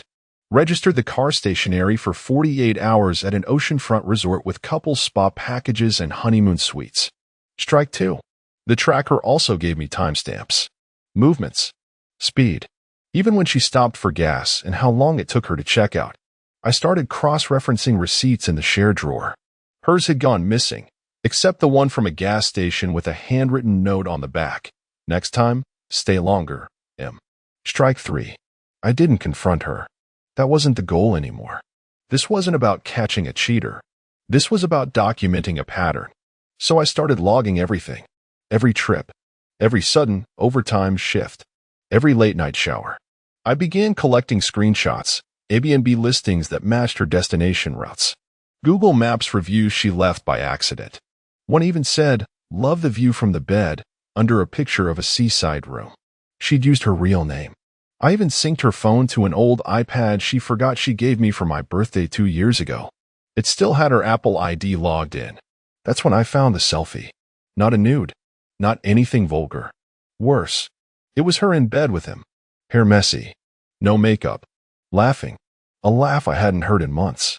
She'd captioned it, "Morning views with my favorite weirdo's sun kiss mark." You don't caption friends like that. I stared at that photo for a long time. Then I closed the iPad. No rage. No panic. No tears. Just one quiet realization. If I was going to be made a fool, it wouldn't be quietly. Not this time. That night, I started drafting my own plan. Because she thought I was reacting. But I wasn't. I was calculating. I waited a full week before making the call. Not because I was nervous. There was no anxiety left in me by that point. Just precision. Timing. Her name was Hannah Willoughby. Michael's wife. The just a friend's other half. The one person Allison never mentioned. Never needed to mention. That's how you keep the lie clean. By pretending the spouse doesn't exist. I found her LinkedIn profile first. Financial advisor. Mid-level firm. 2 kids, 1 dog. House in the suburbs. One of those 2 perfect family portraits where everyone's barefoot on a dock, holding coffee mugs and pretending the lake isn't freezing. I sent a single message. "Hi Hannah, I believe we have something in common. Could we talk?" She replied 6 hours later. "Call me. Now." I did. Her voice was sharp at first, clipped. Defensive. "Who is this?" "Greg Temple. Allison's husband." There was silence on the line so thick it almost hissed. Then a shift. The quiet sound of a chair squeaking as she sat down, realizing this wasn't spam. "I've been watching my husband," she said softly. "For almost a year. I couldn't prove it. But I knew. I knew something wasn't right." "I can prove it," I said. "You're going to want a notepad." I walked her through the GPS data, the resort, the spa charges, the gas station receipt with his handwriting. Then I described the photo, the one from her cloud account, the one with her bedsheets. Her inhale wasn't sharp. It was slow, painful. "I washed those sheets that Friday morning," she whispered. "He told me he had to fly to Phoenix for a client dinner." She asked me to send everything. I did. Photos, timestamps, GPS reports, even the captioned selfie. She didn't cry, didn't scream. She just went quiet. "Do you want to confront them together?" I asked. "No," she said. "I want a plan." That's when I knew we were alike. People think rage is the natural response to betrayal. But it's not. It's methodology. It's control. It's the kind of cold clarity that turns an insult into a blueprint. Hannah asked me if Allison knew I knew. "She suspects I suspect," I said. "But she still thinks she's smarter than me. That's her weak point." She laughed bitterly. "Michael's the same. Arrogant enough to leave hickeys, but careful enough to use hotel Wi-Fi." We didn't scream. We didn't spiral. We drafted a timeline, compared patterns, discovered overlaps. Dozens of them. 2 months ago, they both had to attend conferences in Denver. Same weekend. Same photos posted at different angles. Same flower arrangement on different Instagram stories. "They were so careful," she muttered. "But not clever." We agreed on one thing immediately. We wouldn't confront them. Not yet. No theatrics. No shouting in a restaurant. No slaps across crowded airports. That's what they'd expect. We'd wait. We'd dismantle them silently, one structural beam at a time. We'd let them dig the hole deeper. Let them text each other more. Maybe even plan another little getaway. And when they stepped into it, we'd be holding the shovel. At the end of the call, she said, "Greg, thank you for calling me. No one else would have done that." "I didn't do it for you," I said calmly. "I did it because no one humiliates me without a receipt." And now I had boxes of them. Hannah and I were no longer strangers. We were co-architects of consequence. The next week, I became the perfect husband. Made her coffee every morning, 2 sugars, just like she liked. Reminded her to take her vitamins. Laughed at her fake stories about team dinners and office politics, while she threw clothes into a weekender bag with the grace of a woman who believed she was untouchable. "You don't mind me going again so soon?" she asked one morning, zipping up her suitcase like it was an Olympic sport. "Of course not," I said, handing her her favorite cardigan. "Take the time you need. I'll cover the bills this month." She smiled, confused but pleased. "You're being sweet." "Maybe I'm finally learning," I said, pouring her coffee. What she didn't know was that I'd already been to my lawyer the day before. Robert Feynman, retired military, civil, but brutal when required. I brought him a folder, photos, logs, bank statements, the letter Michael had scribbled on a cocktail napkin and thought he'd thrown away.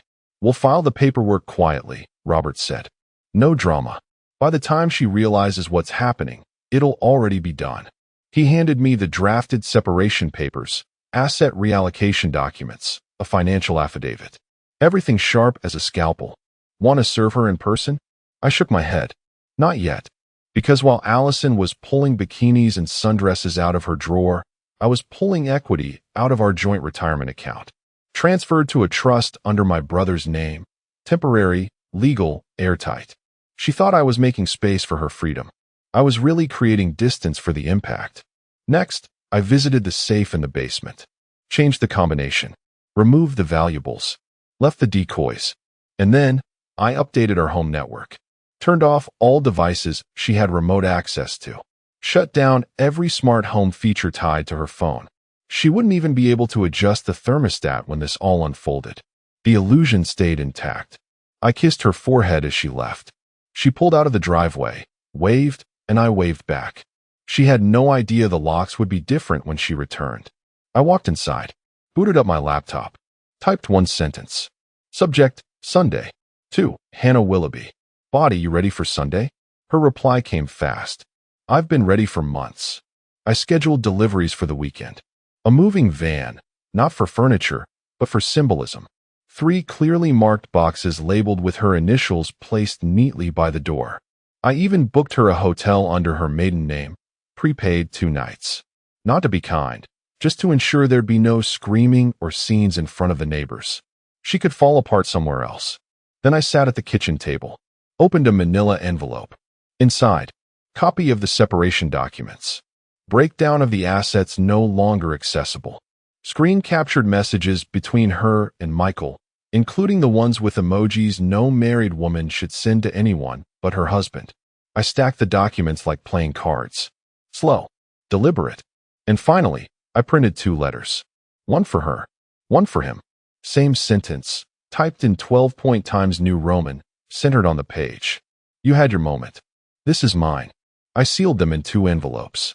Sunday was coming, and they had no clue the ground beneath them was already gone. It was a Thursday afternoon when the universe decided to confirm what I already knew and add a little gasoline to the fire I'd been building beneath them. I was fixing the porch railing when my phone rang. Unknown number, local area code. "Mr. Temple," the voice said. Young, nervous, trying to sound official. "Yes, this is Trevor from the Ocean Cliff Resort. Sorry to bother you. We're just trying to clear up an incident from the past weekend. Your number came up on a guest contact sheet tied to a reservation under an Allison temple." I froze mid-screw, the drill humming uselessly in my hand. "What kind of incident?" There was a disturbance. A noise complaint from the neighboring room.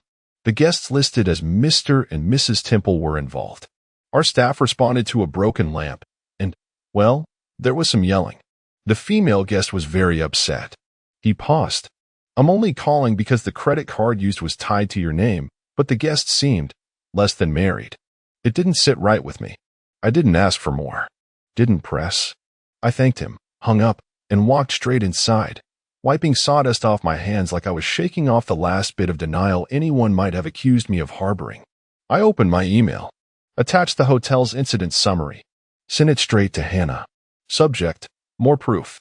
Body, they don't even know how to stay quiet anymore. This weekend isn't about truth. It's about consequence. She replied within minutes. "Let's make it permanent. We weren't going to argue. We weren't going to plead. That call confirmed what we'd both suspected but hadn't verbalized yet. They were collapsing under their own stupidity, yelling in a hotel room they weren't supposed to be in, breaking lamps, forgetting that lies, like cheap fixtures, aren't built to last. They thought they were in paradise, but they were making noise in a house that wasn't theirs. The front desk had no idea the call they made to me would trigger the final sequence, but it did. I drove straight to the bank. Not my regular branch, the small one 2 towns over where I could make quiet changes without triggering alerts on our joint account. Removed her as co-signer. Froze the shared credit card. Scheduled notifications for any spending over $10 to ping my phone. Next, I logged into her cell plan. Disabled her voicemail. Redirected all SMS recovery codes to my line. And then I deactivated her number, effective midnight Saturday. She wouldn't be able to call anyone for help when she came back. Not that anyone would answer. Then I sent the final prep list to Hannah. Heavy checkmark hotel confirmed. Heavy checkmark witness account forwarded. Heavy checkmark assets locked. Heavy checkmark locks changed. Heavy checkmark letters sealed. We'd both stood at the edge of betrayal long enough. Looked down into the pit they thought we couldn't see. Now we were lighting the match. And Sunday? Sunday would be the moment they realized we were never standing in the dark. We were the storm they never planned for. Saturday morning, the final pieces slid into place like the last tumblers in a vault. I changed the locks before the sun came up, deadbolt, latch, and even the garage code. It was quiet work, cold work, the kind of thing you do with a level of detachment that feels surgical. Then came the phone line. One call to the carrier, one PIN verification, and Allison Temple's number no longer existed. No messages, no data, no chance to call Michael in a panic. After that, the bank. A few strokes of a keyboard, and her name was scrubbed from every shared card. She discovered this when her Uber home bounced off a payment denial and the driver asked if she had cash. Spoiler, she never carried cash. By 10 a.m., I was back home with a stack of boxes by the door, labeled, organized, polite. This wasn't a rage move. This was logistics. The house smelled like lemon oil and fresh wood from the porch repairs. It was the cleanest it had been in months. Maybe years. There's something about preparation that sharpens the soul. I placed her suitcase next to the boxes. On top of it, I laid a large manila envelope.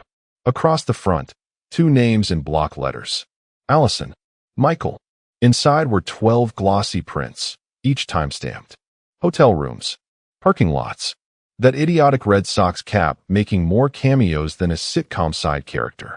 Then, the receipts. 2-room bookings paid with her backup card. Gas station logs. 1 spa bill with couples treatment, circled in red. Tucked beneath all of it were 2 letters. One from my lawyer. Formal notification of separation, revocation of financial ties, and immediate transfer of all major assets into legal trust. The second letter wasn't legal. It was personal. No insults. No accusations. Just one line. You chose your truth. I chose consequences. I printed 2 more copies. One set for Hannah, who would receive hers in a matching envelope, timed to arrive Sunday morning. We'd agreed it was important for them to see they weren't the only ones who knew how to coordinate. I made one final check through the house. Her closet was empty. Her vanity drawer wiped. No loose ends. Nothing sentimental. I even removed the framed photos in the hallway, replaced the one of us in Italy with an old picture of my dad and me fishing in Montana. The woman who left that house last week was no longer someone I recognized. The woman coming back tomorrow would meet a version of me she wouldn't recognize. The front door clicked shut behind me with finality. That sound, that clean, echoing click, felt like punctuation, like a gavel. For the first time in this entire operation, I smiled. Not from satisfaction, from clarity, because planning is power. But execution is freedom. The Uber slowed to a stop at the curb. I saw her through the window first, brows furrowed, phone in hand, jabbing at the screen like it owed her money. She didn't wave at me, didn't even acknowledge I was sitting on the porch. She was too busy trying to figure out why her phone wouldn't connect, why the Uber app had logged her out, why the card she'd used for the ride had triggered an error notification and forced her to pay with her backup. She stepped out, dragging the same suitcase she'd left with, now scuffed at the corners. hair pulled back, tint fading already. Her face had that post-vacation smugness, until her eyes met Hannah's. We were both sitting there, calm, waiting. Hannah wore a crisp black blazer, coffee cup in hand, like she was early to a PDA meeting. I had my arms folded, legs crossed. No anger, just patience. Allison stopped mid-step. The wheels of her suitcase locked in place behind her. Her voice cracked just a little. What is she doing here? I stood up, slow. Well, I said, you lied to both of us. We thought it was fair you answer to both. She looked from me to Hannah like someone realizing the final test was multiple choice, and all the answers were wrong. No, she muttered, eyes narrowing. No, this is crazy. You're seriously pulling this kind of stunt? I don't have time for this. You do now, Hannah said, standing beside me. Your calendar just cleared. Allison's mouth opened, but she had no footing, no script. I don't even know what you think you know. I raised a hand. Don't. From my pocket, I pulled the second envelope, handed it to her with 2 fingers, like a man offering someone a loaded weapon they forgot they dropped. She didn't take it right away, just stared at it like it was radioactive. You can read it here, or at your hotel, I said. I booked it under your maiden name. 2 nights. You'll need it. I'm not staying in a damn hotel, Greg, she snapped, voice sharpening like old glass. This is my house too. No, Hannah said, stepping forward, her tone colder than mine. It was the house your husband paid for, while you were busy sharing beachfront jacuzzis with mine. Allison turned on her like a cornered animal. Stay out of this. But Hannah cut her off. I am this, she said. Your little spa trip involved my name, my marriage, and my kids. You don't get to edit me out. Allison finally reached for the envelope. Her fingers shook. Her mouth twitched like she wanted to scream, but couldn't figure out the direction. You waited till I came back to ambush me, she spat. This is pathetic. The both of you. Sitting here like Judgment Day. No judgment, I said. Just clarity. She looked down at the envelope. Saw Michael's name under hers. Something cracked in her face. Not sorrow, something worse. Recognition. That moment when you realize your safety net is gone, and you're already mid-fall. Where is he? She asked suddenly, a desperate pivot. Where's Michael? Hannah smiled, not warmly. Not here. Not answering. You'll see why when you open that. The silence that followed was heavy. Not the kind of silence that invites peace. No, this was the kind that hisses, this is over. She clutched the envelope to her chest like a shield. Took a shaky step back. You two think this is justice? No, I said. This is balance. And then I opened the door behind me, just wide enough to step aside. I'd say make yourself comfortable, but you've done enough of that lately. She didn't walk in. She turned, dragged her suitcase back down the steps. Each thud of the wheels on concrete was a drumbeat of a life collapsing. And behind her, the 2 people she thought would never speak stood together. Quiet, resolved, not looking for forgiveness, just truth. She didn't come back the next morning, probably holed up somewhere still believing this could be smoothed over with mascara tears in the right performance. But by Monday afternoon, the inevitable knock came.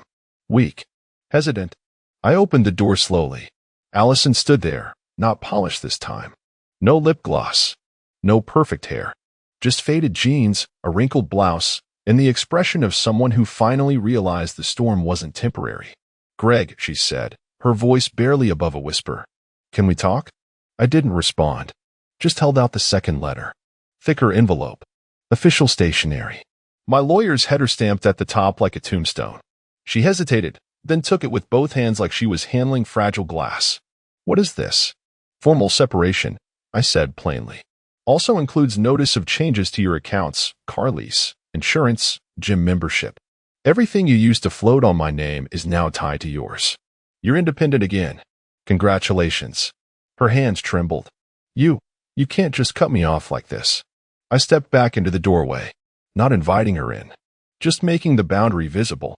You stepped out of this marriage long before I filed anything, I said. You just thought you'd get to stay until someone noticed. Her eyes filled, not quite tears, but the wet sheen of desperation. I made a mistake. You made a series, I corrected. And now we're at the final episode. Hannah appeared on the walkway, folding her sunglasses, calm as a surgeon. She must have been waiting in her car. Timing, like always, was immaculate. Allison turned to her like a drowning swimmer reaching for driftwood. Please, can I just talk to Michael? Hannah didn't blink. His apartment's no longer an option. I changed the locks. My lawyer will be delivering the lease termination by morning. He's got 30 days to vacate and nowhere to take you. Allison went still. Fully still. The kind of stillness you see in someone who's finally out of escape routes. Greg, she said again, her voice cracking like the edges of a dry riverbed. I don't have anywhere to go. I didn't flinch. I suggest you read that letter somewhere neutral. You'll find a list of storage units with your name on them. First month paid. She looked down at the envelope again like it might start burning in her hands. Her head turned, instinctively scanning the street, the porch, the windows. She wasn't looking for help.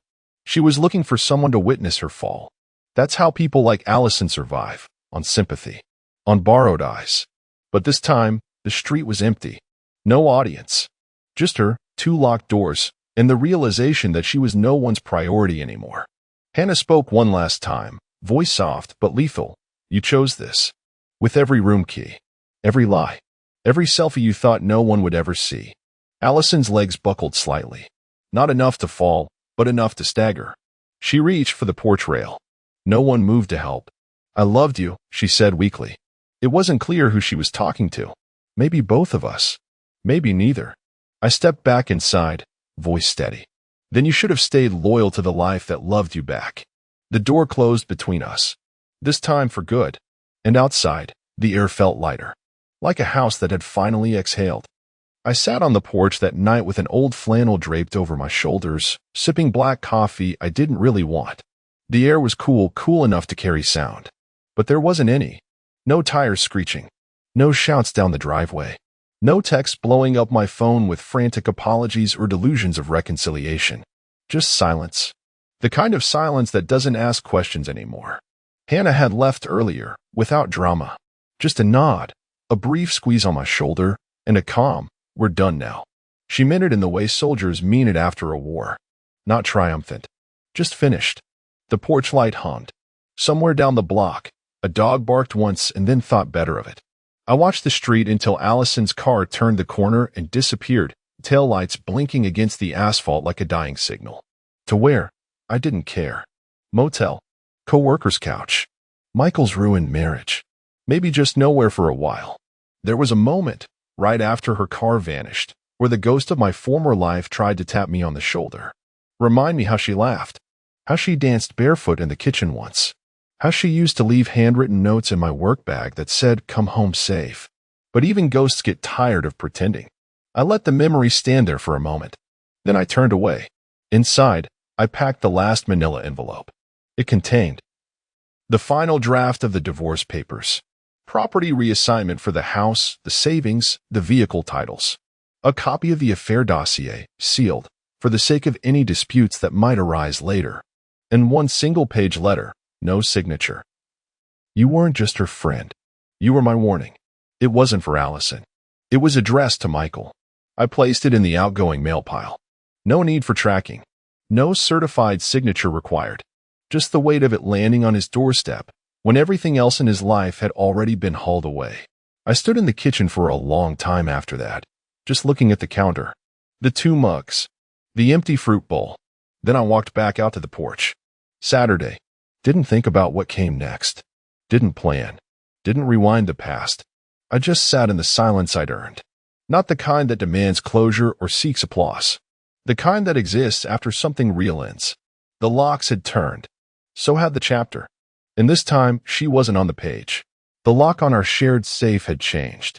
Again, I stood there, staring at it, the cold steel handle reflecting the dim light of my office. It wasn't the first time Sarah had done this, but this time, something about it felt different. Off. She hadn't mentioned it, hadn't given me the new code like she usually did after her paranoid, organizational sweeps. It was always the same excuse: security, privacy, making sure our financial affairs were in order. But I knew better. For years, I had let it slide, let her little precautions pass without comment. I'd convinced myself that trusting her meant not asking too many questions. But lately, the patterns had shifted.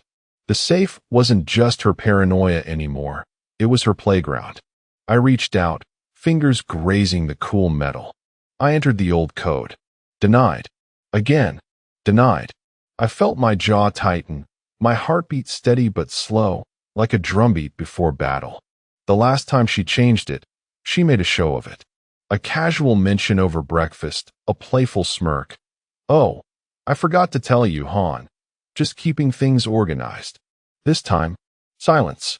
I walked away, slipping into our home office, where she kept her collection of old notebooks. Sarah never let go of them. Years of scribbled plans, reminders, schedules. Even though everything was digital now, she had a habit of keeping track of things the old-fashioned way. A habit that might finally work against her. I pulled out the last one she had used before switching to her sleek, modern tablet. The pages were yellowing at the edges, the leather cover worn. It smelled of ink and age, of a woman who documented everything she cared about. And then I saw it. A jagged, torn edge where a page had been ripped out.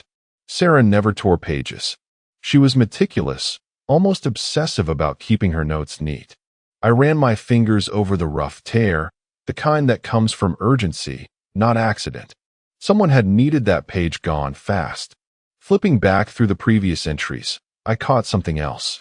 A scribbled note in the margin of an earlier page. A date. Several, actually. And next to them, 2 letters. SK. SK. The initials sent a slow chill through my veins. I knew everyone in Sarah's professional circle.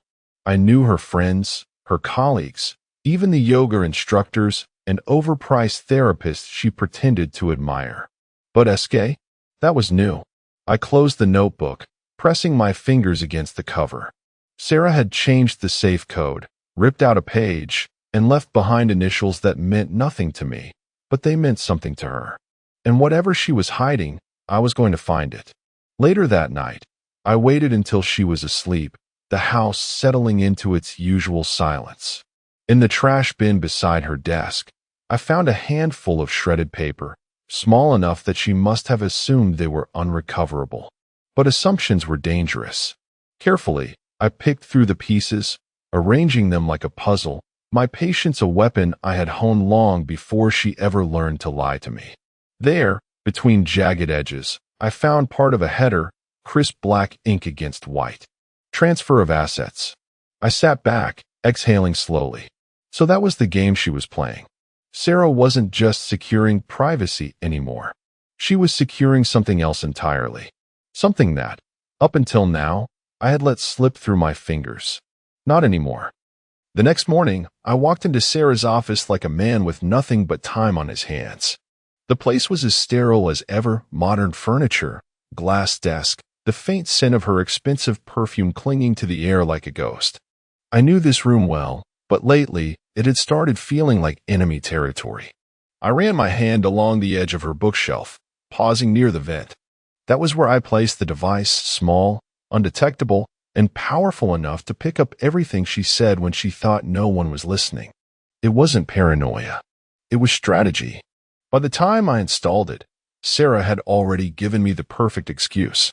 She had been complaining about the HVAC, claiming there was some kind of rattle keeping her up at night. I played the role of the helpful husband, calling in a contractor for repairs. He never made it past the foyer. I took care of it myself. And now, I waited. That evening, I poured myself a drink, settled into my study, and played back the first recording. At first, it was nothing. A few keystrokes. A deep sigh. The occasional rustling of papers. Then voices. I turned up the volume. Sarah, I need this handled before he realizes anything. A man's voice, calm, measured. Of course. But if he challenges it, there could be complications. I recognized the voice immediately. Michael Trent, our family lawyer. My grip tightened on the glass. Sarah, there won't be any complications. My husband, a scoff. He still thinks he's in control. But legally, he's irrelevant. He won't get a cent from the fund his father set up. Michael, you're sure about the offshore account? Sarah, I've been sure for years. A pause, the sound of something sliding across the desk. The Bahamas setup is airtight. Even if he digs, there's nothing to trace back to me. My heartbeat slowed, steady, controlled. The Bahamas. I'd suspected she was moving money, but this was confirmation. Sarah wasn't just trying to cut me out. She had already done it. I let the recording play on, her voice growing softer, almost amused. Sarah, John is, well, let's just say he's better suited for fixing air vents than handling finances. Laughter. Michael chuckled along with her. I stared at the wall, my pulse a slow, controlled rhythm. She wasn't just stealing from me. She was mocking me while she did it. That night, at dinner, she laughed with our friends, sipping her wine, casually throwing in a remark about how I was so old-fashioned when it came to money. John still thinks a handshake is better than a contract, she joked, smiling across the table. The others laughed, nodding. I smiled too. Let her think I was the fool. Let her enjoy it. Because now, I had something better than suspicion. I had proof. It took me less than a day to find someone willing to dig into Sarah's secrets. Hackers, real ones, aren't the hoodie-wearing, neon-lit keyboard smashers Hollywood makes them out to be. The guy I found, let's call him Eddie, wasn't much older than my goddamn boots. But he had the kind of confidence that only comes from knowing he could break into places he wasn't supposed to be. We met in a diner. Eddie stirred his coffee with the lazy arrogance of someone who had already won before the game had even started. So, you need access to a cloud account. Easy. I slid an envelope across the table. I need everything. Emails, messages, photos. But most importantly, I need to know where she's been. Eddie smirked, flipping through the cash. Give me 24 hours. It took him 12. The next evening, he sent me a secured folder with everything he'd pulled. I downloaded it onto a separate drive, then sat in my office with a glass of bourbon, staring at the screen. I clicked the first file. A photo. Sarah wasn't alone. There he was, tan, toned, younger than I expected. Shirtless, arms wrapped around her, that smug, post-coital grin plastered across his face. I felt the anger start in my chest, spreading like wildfire through my veins. The next photo was worse. Sarah, lying on a deck chair. Our deck chair. The wooden patio in the background was unmistakable. Our lake house. I leaned forward, checking the metadata. The geotag confirmed it. Sarah had brought him there. To the place where we spent summers. Where I taught our goddamn nephew how to fish. Where I once believed she was happy. I closed the laptop. For a long time, I just sat there, staring at the empty space in front of me. Then, I laughed. A dry, humorless chuckle. Yoga. That's what she told me. That's how she explained her newfound clarity, her constant retreats, her weekend absences. Yoga has helped me reevaluate our marriage, John. Of course, it did. The next morning, over coffee, she brought it up again. You know, she mused, stirring her overpriced oat milk latte. I really think yoga has given me a new perspective on what I want. I took a sip of my own coffee, watching her. Oh, and what's that? She smiled. Freedom. Clarity. I met her gaze, my lips curving into the smallest smirk. Must be some hell of a downward dog. She blinked. Just for a second. Just enough for me to know that she felt it. Good. Let her feel it. Because now, I wasn't just watching. I was waiting. It happened on a Sunday afternoon. The kind of slow, quiet day where nothing should go wrong. The kind of day where a man like me, 58, healthy, built like a damn freight train, shouldn't just collapse. But that's exactly what I did. I was in the kitchen, watching Sarah scroll through her phone, pretending she gave a damn about anything other than herself. I clutched my chest, staggered forward, and let out a sharp, strangled gasp. The sound of glass shattering as my water tumbler hit the floor echoed through the room. She looked up. For a second, just a flicker of time, I saw something cross her face. Not panic. Not concern. Calculation. I let myself crumple to the tile, my breathing ragged. Sarah, I rasped, reaching for her. She didn't move. Didn't scream for help. Didn't even kneel beside me. Instead, she grabbed her phone and dialed. I slowed my breathing, making it shallow, weak. My ears tuned in as she turned her back and spoke, voice low and urgent. It's happening. A pause. No, I'm not calling 911. If he dies, the estate is ours. Ours, not hers. That Mindham, her yoga-loving, spiritually enlightened boy toy. A cold, sharp rage sliced through me, but I kept still, played the part. She exhaled, irritated. Yes, I know it has to be natural. I'll keep him calm. He's too weak to fight back anymore. That was all I needed to hear. I groaned, shifting slightly, as if I were struggling to hold on. She turned back, her expression morphing into one of concern, but now I knew better. She wasn't worried about losing me. She was worried about how soon the inheritance would be tied up in court. Slowly, I let my body relax, acting as if the episode was fading. My breath steadied, my grip on the counter tightening as I hauled myself upright. She rushed forward, placing a hand on my back, performing the dutiful wife routine like an actress nailing her final performance. "John," she murmured, her voice dripping with forced sympathy. "You scared me." I turned to face her, my pulse steady now. "Guess I just need some rest," I muttered. Her eyes flickered. She was thinking, plotting. "You know," she said after a moment, brushing a stray hair behind her ear, "maybe you should take some time to relax. I know a place, a clinic, really private, peaceful." There it was. She wasn't waiting for me to die. She was ready to put me away. I forced a weak chuckle. "That bad, huh? John, I just care about you. You need professional help." "Help? Right." I nodded, slow and understanding. "Maybe you're right," I murmured. "Maybe I should look into that." She smiled, relieved. I let her have that moment. Later that night, while she was in the shower, I checked the pocket of her silk robe draped over the chair. A crisp, glossy brochure peeked out.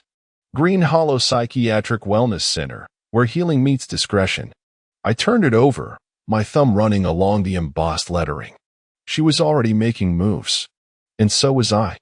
I found it by accident. Or at least, that's what I let myself believe for the first few seconds. It was late, past midnight. The kind of quiet that settled heavy in the house, where every creak in the floorboards felt like a whisper of something unseen. I had gone to the garage looking for an old set of tools, something to keep my hands busy while my mind pieced together the wreckage of my marriage. And that's when I saw it. A small, forgotten box shoved into the corner of a shelf. I knew that box. It was Sarah's.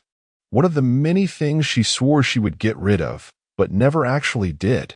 Curiosity pulled me toward it, and when I flipped the lid open, I found an old phone sitting on top of a stack of useless junk, expired credit cards, dead batteries, an old watch I had bought her and never saw her wear. I held up the phone, weighing it in my palm. Sarah was meticulous. She upgraded her tech the second something newer came out. There was no reason for her to keep this, unless there was something she didn't want to lose. I pressed the power button. The screen flickered. A low battery warning. But it was enough. I swiped through her messages, eyes moving fast. Most were old, inconsequential. And then I found him. It started as a familiar name, then a familiar voice in my head, and then a rage. The messages stretched back years. "Sarah, I'll get the details soon. He never double-checks anything. Unknown. Good. The merger will crush him. Just make sure the paperwork gets lost before he sees it. Sarah, consider it handled." And then, the name. The one that made my stomach drop. David Langley. My former business partner. The man who once stood beside me when we built my company from the ground up, before he screwed me over, sold me out, and disappeared. Sarah had always pretended not to know the details, acted as if she barely remembered his name. But here it was, in her messages, clear as day. She had been working with him the whole time. I kept scrolling, past the betrayals, past the lies, until something else caught my eye. A link. "Sarah, move the assets under the foundation's name. That way, if he gets suspicious, he won't be able to trace it back." I clicked the link. It led to a website for a charitable organization. Looked real enough. Photos of smiling kids, a mission statement about helping communities in need. Except I recognized the man in the background of one of the photos. David Langley. It was all a front. They weren't just screwing me over. They were hiding the money in plain sight. For a long time, I just stood there, staring at the screen, breathing slow and deep. I should have felt rage. I should have wanted to throw the phone across the room, drive to wherever the hell Langley was, and make sure he regretted every second of this. But instead, I felt something colder, something sharper. This wasn't just revenge anymore. This was war. I hadn't seen Daniel in years. Not since Sarah made it clear that he was bad for our image. Her words, not mine. Daniel was my younger brother, and yeah, he had his demons. He drank too much, ran his mouth too much, and had a bad habit of gambling away what little money he had. But he was still my blood. And I never forgot what Sarah did, how she turned him into an outcast, pushed him to the edge like he was nothing more than an inconvenience. So when I finally tracked him down, sitting at the back of a dingy bar with 3 empty shot glasses in front of him, I knew exactly what I'd find. A man who had nothing left to lose. He looked up as I slid into the seat across from him, eyes bleary, face hollowed out from years of bad choices and worse company. Well, he muttered, swirling the last of his whiskey. Look who finally decided to check in. I didn't waste time on small talk. I need your help. Daniel snorted. That's new. I leaned in, lowering my voice. Sarah's been screwing me over for years. You were right about her. I should have listened. That got his attention. He set his glass down, tilting his head. Go on. I laid it out for him, the stolen money, the offshore accounts, the affair. He didn't even look surprised. Yeah, sounds about right, he muttered. She's got lying in her goddamn DNA. I nodded. And that's where you come in. He raised an eyebrow. Me. You want to get clean, Daniel? I'll pay for it. Rehab, therapy, whatever it takes. I paused, letting it sink in. But I need something in return. Daniel let out a dry chuckle. And here I thought this was a family reunion. I reached into my jacket and slid a folded envelope across the table. That's yours, if you want it. He hesitated, then took it, fingers trembling slightly as he opened it. His bloodshot eyes widened as he saw the name scrawled on the paper. It was a letter from Sarah's mother. He looked back up at me, his expression unreadable. Where the hell did you get this? Doesn't matter, I said. Just read it. He did. And as his eyes moved down the page, his face twisted into something I hadn't seen before. Not anger. Not sadness. Recognition. When he finally looked back at me, his voice was hoarse. She was just like her mother. I nodded. Worse. Silence stretched between us. Then, slowly, Daniel folded the letter, tucked it into his pocket, and sat back. All right, big brother, he murmured. Tell me what you need me to do. That night, I returned home to find Sarah hosting a little get-together. Candles, wine, soft jazz playing in the background, the kind of curated evening she always threw when she wanted to show off. And right there, in the middle of it all, was him, her yoga instructor, introduced as a dear friend from the studio. I poured myself a drink, met his smug, oblivious gaze, and raised my glass. Let them play their little game. They had no idea I had just rewritten the rules. Her boy toy was an easy mark. I had him pegged from the moment he strutted into my house with his breezy smile and perfectly tousled hair, shaking hands like a goddamn politician. The kind of guy who spoke in riddles about energy alignment and universal balance, but wouldn't know a hard day's work if it punched him in the face. The worst part? Sarah actually believed he was some kind of enlightened guru. That made 2 fools in my house.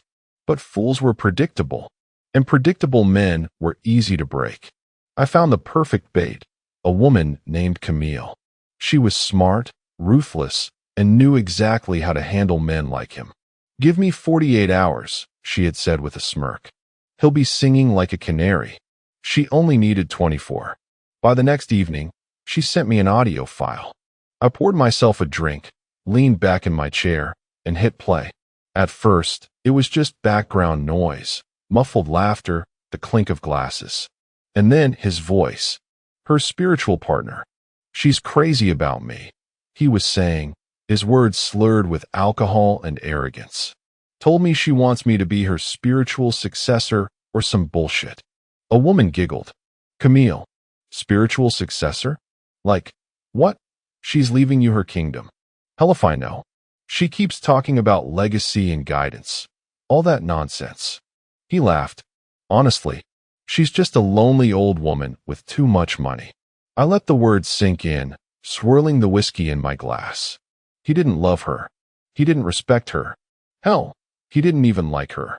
And she was ready to burn everything we built together just to keep this parasite around. I clenched my jaw, inhaling slow and deep. The timing couldn't have been better. The next morning, Sarah slid a stack of papers in front of me over breakfast. I need you to sign these, she said, all business. Just a standard authorization for some charitable contributions.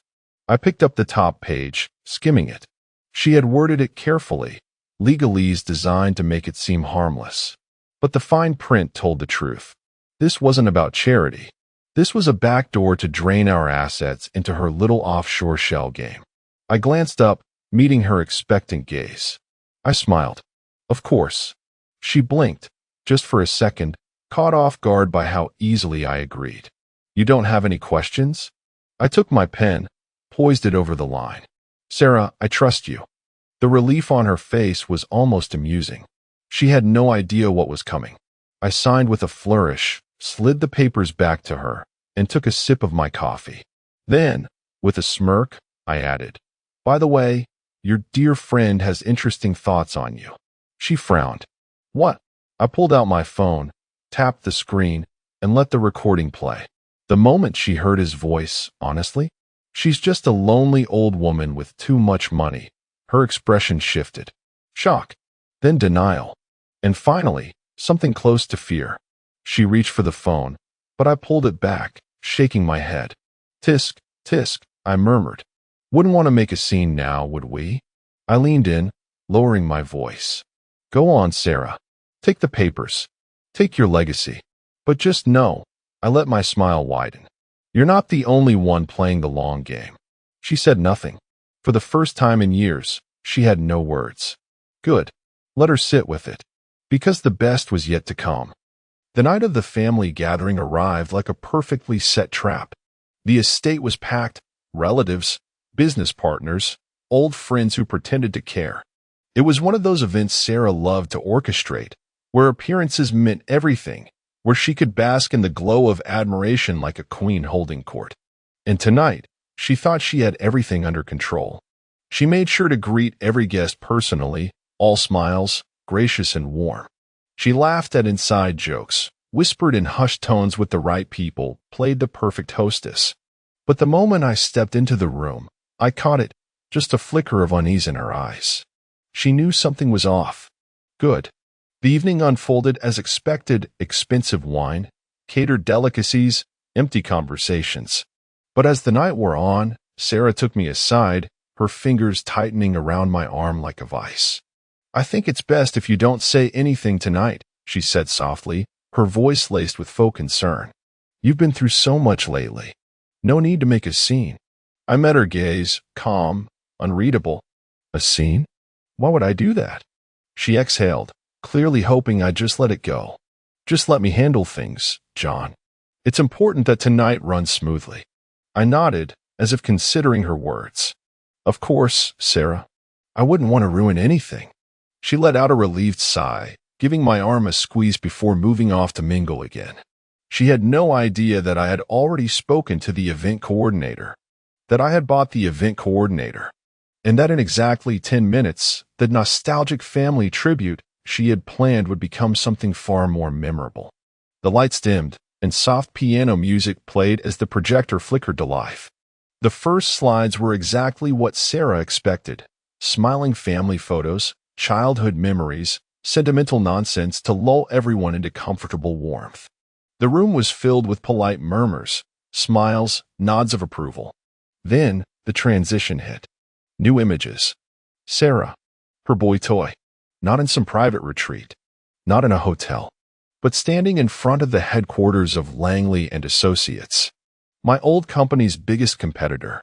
For a moment, there was only silence. Then, whispers. Someone gasped. Sarah stiffened, her smile frozen in place. The images kept rolling, her, laughing with him, her hand on his chest, the intimacy impossible to ignore.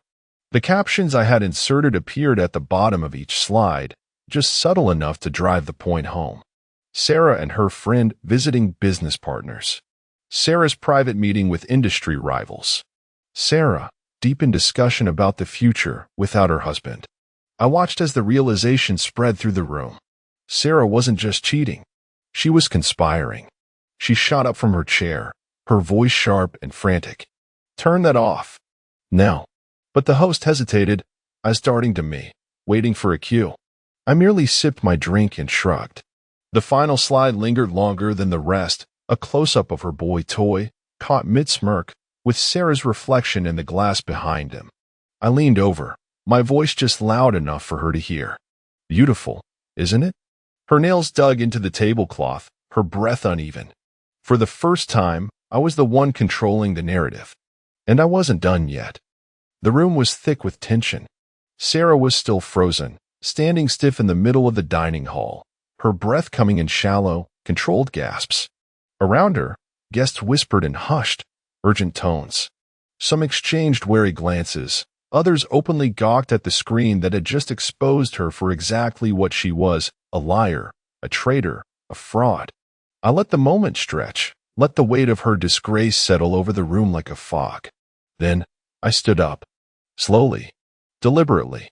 Now, I said, my voice steady, strong. Since we're all in a sharing mood, I think it's only fair that I make an announcement of my own. Sarah's head snapped toward me. John, don't. I smiled, ignoring her. I've spent a lot of time thinking about legacy, about what we leave behind when we're gone. I let my gaze drift across the sea of stunned faces. And tonight, I want to make something very clear. I have updated my will. A ripple of confusion swept through the crowd. Sarah went pale. I placed my hands on the table, leaning forward slightly. I have decided to dedicate my estate, my assets, and every goddamn sin I've ever made to something that truly matters. I let the words sink in before delivering the final blow. A fund to help victims of manipulation and betrayal. Gasps. Utter, horrified silence. Sarah swayed slightly, as if I had just struck her. You're lying. I pulled a thick envelope from my inside pocket and tossed it onto the table.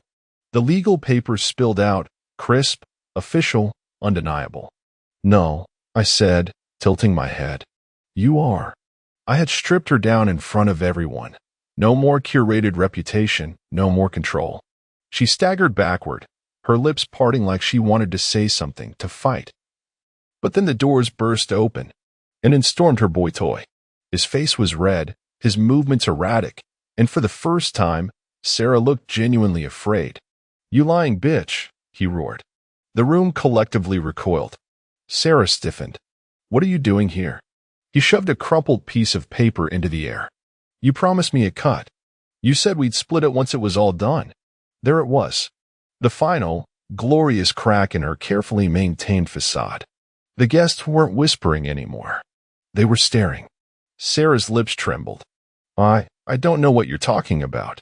I sighed, shaking my head. Oh, Sarah. I pulled another document from my jacket, this one marked with official banking seals. Would you like to explain these? I flicked the papers onto the table, watching as they fanned out in front of her.